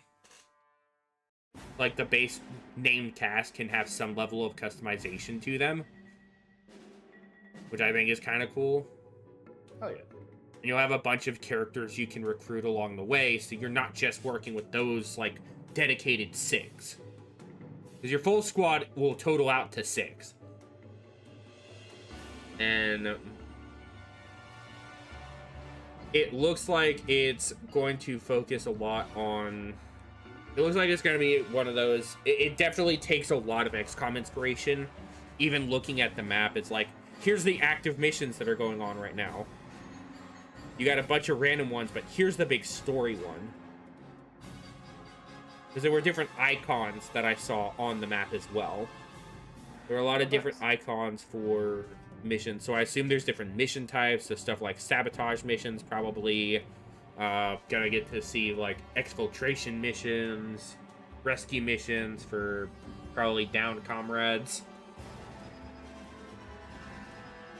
Assassination missions for VIPs. Salvage missions to try to get new tech. Like, I'm assuming a lot of that. Assuming a lot of these. Because they showed off what looked to be a very, very, like, brief stint of what could have been, what looked like the gameplay itself, which looks much cleaner from the leak images of the game. Yeah. There's no real dedicated UI that they showed off, but they showed off, like, the pop-ups for commands that you give each unit during your actions and whatever. And there's a fair bit, it looked like, for, like, actions some of them could get. Like, the Clone Trooper... It also seems like you can run different items on your group in some of them. So, like, the Clone Trooper I saw with a blaster rifle... Like, he's shown with a, like, the DC-15 blaster carbine, the shorthand one. Like, short clone blasters. Mm-hmm. Like, there was one he had with that. Another one I saw him with, he had the fucking rotary cannon. He had the big-ass fucking rotary blaster in another shot. Sounds dope. Sounds dope. The bounty hunter, the mercenary dude, had a sniper rifle, but he also was shown flying through with a jetpack and blaster pistols. Now, when you say sniper rifle, do you mean a sniper rifle or like the fucking the disintegration gun? No, like dedicated like sniper rifle. Okay, dope. Dedicated sniper rifle. It's not the disintegration blaster like Din Djarin has. What the fuck was that? Because they had that in I want to say the first time it showed up was in Jedi Outcast. Yeah. Yeah, it's the sniper. It's a just regular sniper rifle. Okay, cool. It's an actual sniper rifle. There's a lot of tactical. It looked like there's a lot of tactical play there. Both options would have been cool. I do like a good sniper rifle. Yeah. Whether it disintegrates or not, they're both. Again, I don't know what the full scope of everything is. They really did not show a lot when it came to the gameplay. It was just like a few action shots of them in combat and them shooting stuff and everything. We really didn't actually see a dedicated combat. We didn't see a dedicated gameplay bit. It was just kind of like a teaser of gameplay stuff. Okay. It had to have been like really like alpha footage level shit. But even that looked really clean. Like, I think this could actually be a really good one for those like me looking for a new Star Wars strategy. We may have to wait till next year, but if that means we get a better product, fuck it, dude. I'm for it. XCOM Star Wars, I've been hyping for this shit for a while. Hell yeah. Especially since it's not how I originally envisioned it, because I thought it was going to be like, oh, we get to play as like the Republic Commandos in the Clone Wars, or they're going to take the easy path and we play as a fucking rebel cell or some shit. No, they actually went a weird direction. It gave us like, here's a band of like mercenaries who are all like outcast, disgraced officers, and rogue elements with very different ideologies. They're like the Abar dude. He doesn't like the Republic because of the fact their senator got killed. Yeah. I would also be mad. But he's still working alongside a clone trooper and a Jedi. And Hawk, who apparently is a disgraced Republic officer.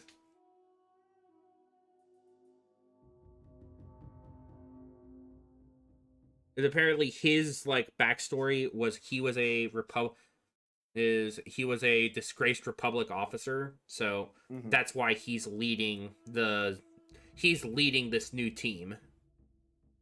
Now, I like the idea that they have their own characters for this XCOM game. Yes. Like they have fully fleshed out characters. That's pretty cool. I would also like it if they either open it up to the modding community or what have you to make it so you could just create characters. Like you'll get to do that anyway. Oh, hell yeah. Like you can actually customize the cast themselves, but you also get I don't want... troops you can add on to it. You don't have to run the crew perfect. themselves. Perfect. Because I want to be able to like make my own Star Wars stories based on like, you know, Joe shoot 'em up or something. You'll get characters you recruit over the course of the game, and you can create them up and build them how you want. Perfect. All right. Now It keeps that same complaints. So it kind of like matches both sides. Like, did you want this group of original characters that we made so that you could see some of their story? But then you also have the characters that you get to build up and make so that you have more of that freeform XCOM style element. Fuck yeah. Okay, dope. I'm down. That's cool. Because that's one of my favorite things about XCOM. Is you just getting get to like, build your fucking squad of schmuckos. Yeah, you get to build your own squad. Going to fucking die. They form their own like relationships and like this is my best friend. We're super cool. And again, like the customization level. You're like, yeah. The customization level alone is going to be crazy because they showed off some of the like concept images for some of the builds you can do for Hawk. You can change Hawk's entire race. You can change Hawk's race, gender, his voice. Oh hell yeah! So Hawk is your self-insert. No, he's not the only one. You can do that for the whole cast. Oh shit! You can dedicatedly run a whole cast of Twi'lek women. Yeah. You could run a whole cast of Togruta. Even better, dude. Because Togruta were one of the concept images they showed off. Because it was humans. It was like male and female human, Zabrak, Togruta, okay, and Rodian. Okay. Were the ones they showed off in the concept image for like Hawk's design. And the astromech droids have some pretty decent customization to them too. Like they've got a pretty broad spectrum for what you can customize to them because you can change their color palettes, you can change the head patterns, how blocky they are. Fuck yeah. Like they've got different body builds, they've got different head patterns. You can change the color palettes. Like I imagine it's gonna be that same style for. I imagine it's gonna be that same style for all the others, but yeah, no, like I'm genuinely excited about this one. I know a lot of people right now are actually not, because it's not Battlefront 3 or something like that. Yeah, get out of here. Like, not everything has to be an action shooter. Not everything has to be in a multiplayer shooter. Go back to crying in fucking Battlefield and come back to me when you can mature a little. And just appreciate whatever we can fucking get. Well, the thing is like everyone's always upset because there's no multiplayer. I'm completely okay with playing a good single player game. Multiplayer, for the most part, for a lot of games, is a crutch to make it so the game doesn't suck. Like, yeah, I do agree there. There's a lot of games that, honestly, I could live without multiplayer. Then I'm more than happy to play through. Any game is fun if you can play it with your friends. Any game can be fun. The problem is, if the game can be played by yourself, then you've made a good game. If you made a game that you can enjoy for hours on end and play it by yourself, you've made a good game. Or at the very least, you've made a decent game. Yeah, RimWorld. Like, I've put so many fucking hours into this. Completely 100% single player game. Fucking Empire at War. Yeah. Still one of the best fucking strategy games I've ever played. Yeah. If you can play the game by yourself single player and have loads of fun and with just doing the fucking Galactic Conquest on that. Dude, hours. Oh yeah. Hundreds of hours into that game alone. Dude, when a game is good, it's good. When a game is bad, throw multiplayer into it. I sound like a jaded old man who doesn't have friends. You do. It's bad. Well, but I'm not wrong. No, you're not. Like, I genuinely do believe, like, the game... If a game... No shitting too much on multiplayer stuff. I play enough multiplayer games as is, and there's plenty that I can enjoy. The problem with me, though, is when it comes to those multiplayer titles, the issue is, can the repetition maintain its luster? Because that's Yes. another thing. Like, multiplayer games, it's all a repetitive cycle of bullshit. Can you keep that cycle going for long enough to keep me entertained until you do something big and new? Yeah. Is That's it, the big problem I have with a lot of these like MOBAs and hero shooters and all that. Can Yeah. you keep my information? Can you keep my attention long enough for me to wait and see what you do next? Why I've been playing a lot of Rivals. Like, Rivals has been fun for me because, one, I played Overwatch for a while, and until they fucked it up entirely with Overwatch 2, like, I genuinely enjoyed that game because it was just fun for me to go in, fuck around, blow shit up. Yep. And then I got into Rivals, and I've been having a blast with that because not only am I getting to go around and blow stuff up and beat motherfuckers up with a bunch of these characters, it's all characters from a fandom that I enjoy because I love Marvel. Marvel, for me, I've always been a Marvel boy. I will fight this to the day I die. Marvel for me has always been better. I don't care what anybody says. That's fair. I have a lot more enjoyment from Marvel stuff over DC. Or superhero stuff, Marvel will always be one of the supremes for me.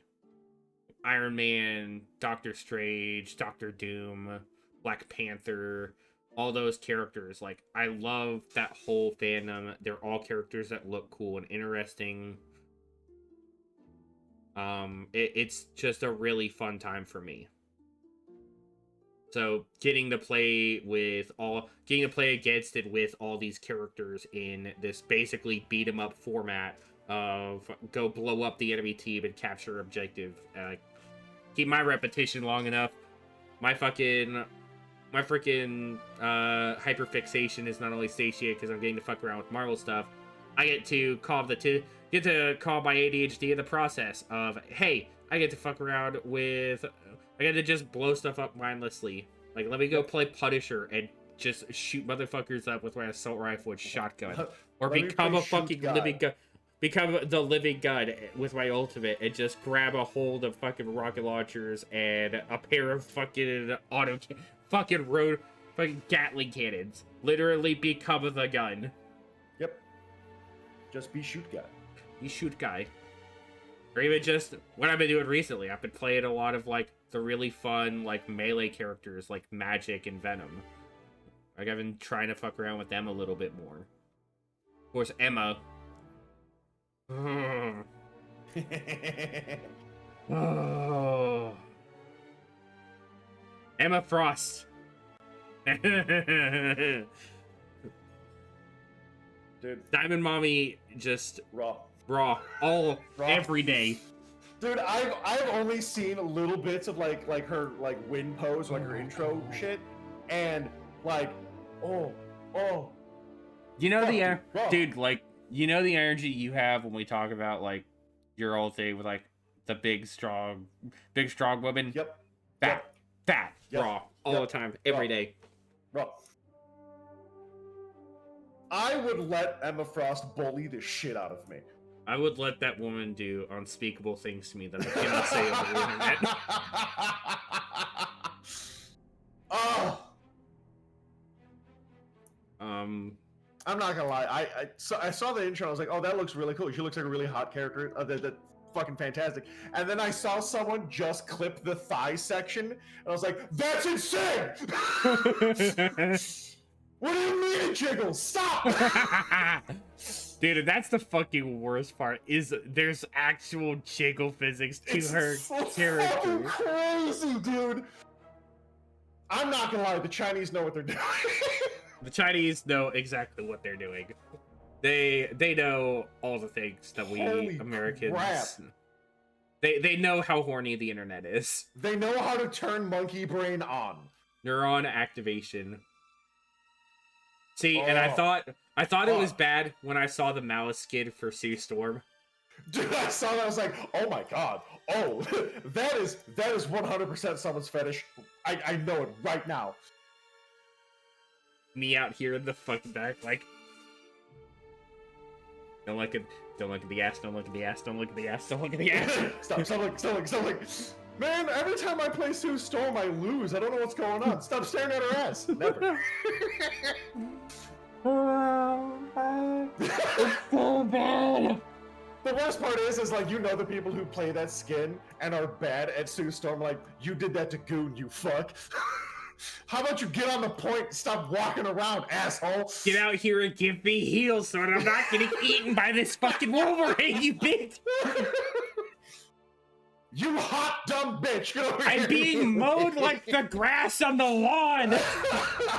Get your out here! Oh, it's fucking fun, dude. I love that game so much. It's so... Like, Oh. I know that it's just, like... It's basically another hero shooter copy-paste out, but it genuinely is so fun. It kept enough unique variety that I've found enjoyment in it to no end. And I have yet to find, outside of, like, the issues, the like, actual, like, game issues that I've had, and, Satan's Little Helper. Oh, I love Jeff. I have found a lot of enjoyment, and I've actually managed to find a fair few characters that I am genuinely good with. Like, I've actually got a decent spread of characters that I can play to a decent degree. Because, like, my main 4 right now, or main 5, actually, are Magneto, Venom, Root, Emma, and Penny. Okay. Those are, for tank, that's the ones I mainly have been playing. For DPS, that roster is fucking huge. Because I just managed to add Magic to the roster there. Punisher and Winter Soldier I've been playing a ton of. Iron Man obviously was going to be one of my mains going into that game, no matter what. Another one that I started trying to figure out was Wolverine. Started trying to figure him out. Mr. Fantastic is very much like the easy mode character. Like, people want to say Punisher is the easy mode character. No, it is 100% Mr. Fantastic. Fuck. This man literally can bully you and go Gear 4 and just bully you even harder. Yep. This man goes Gear 4 Reed Richards and fucks you up.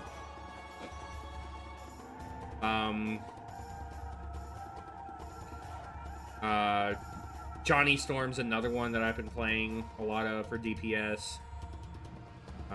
Psylocke's one I've been trying to figure out. That way I can get the pairing on either end for Emma. She has a team up with them. Yep. And Squirrel Girl. Those are all the ones I've pretty much been playing. I have been wanting to figure out, now that I've kind of gotten a grasp on more of the melee characters a bit, I've kind of wanted to try some of the more high-tech ones like Spider-Man and Black Panther. Because I feel like I could get them, but I genuinely just, I don't know. And I'll tell you this. Black Widow and Hawkeye, never happening. No? I don't have the patience to sit there and wait. I want to be up in the fucking mix. I want to be up in the mix, or at least close enough that I can blast motherfuckers away from far enough back. Scarlet Witch is another one that I've got a decent grasp of for DPS characters. The DPS spectrum for me is a lot broader than most of the others. That tends to be for everybody. There's some in there that I'm not that great with. Like I just mentioned, freaking Black Widow and Hawkeye. Like neither of them. I just mean in general. More people play DPS than they do any other thing. That in MMOs and hero shooters, more people play DPS. It's easy to play the thing that do a lot of damage. Yeah, do a lot of damage, make big boom. Damage. It's that you have no other responsibilities other than doing damage. Yeah. Like in MMOs, I don't like to heal because that's a lot of responsibility. I'll tank every now and then. But I love DPS. Healer is one that I figured out a bit too. Like healer, I've gotten a pretty decent spread. Mantis, Cloak and Dagger, Rocket, and Sue Storm are all ones that I've been playing.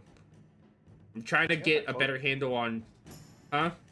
I thought Cloak and Dagger was DPS. No, they are support. Oh, shit. I'm trying to figure out Luna Snow and Satan's Little Helper, but I also am waiting for Ultron's release next month. Because Ultron's our next character coming out. That's what I heard. And I'm excited for Ultron. I've been waiting for this motherfucker to come out. Ultron, top 3 favorite fucking Marvel villains. Yeah? He's probably second for me under Doom. Because Doom is always going to be my favorite villain. That's because Doom is the best. Doom is the best. He's so cool. Doom is dope. Like, just as a character, not even a villain. As a character, Doom is dope. I think that's why I like Marvel more than I do DC, is because I find I like the characters more than I like the characters in general more than I do like the spectrum they represent. Like, yeah, well, that's because like in DC the villains are villains; they're just bad guys.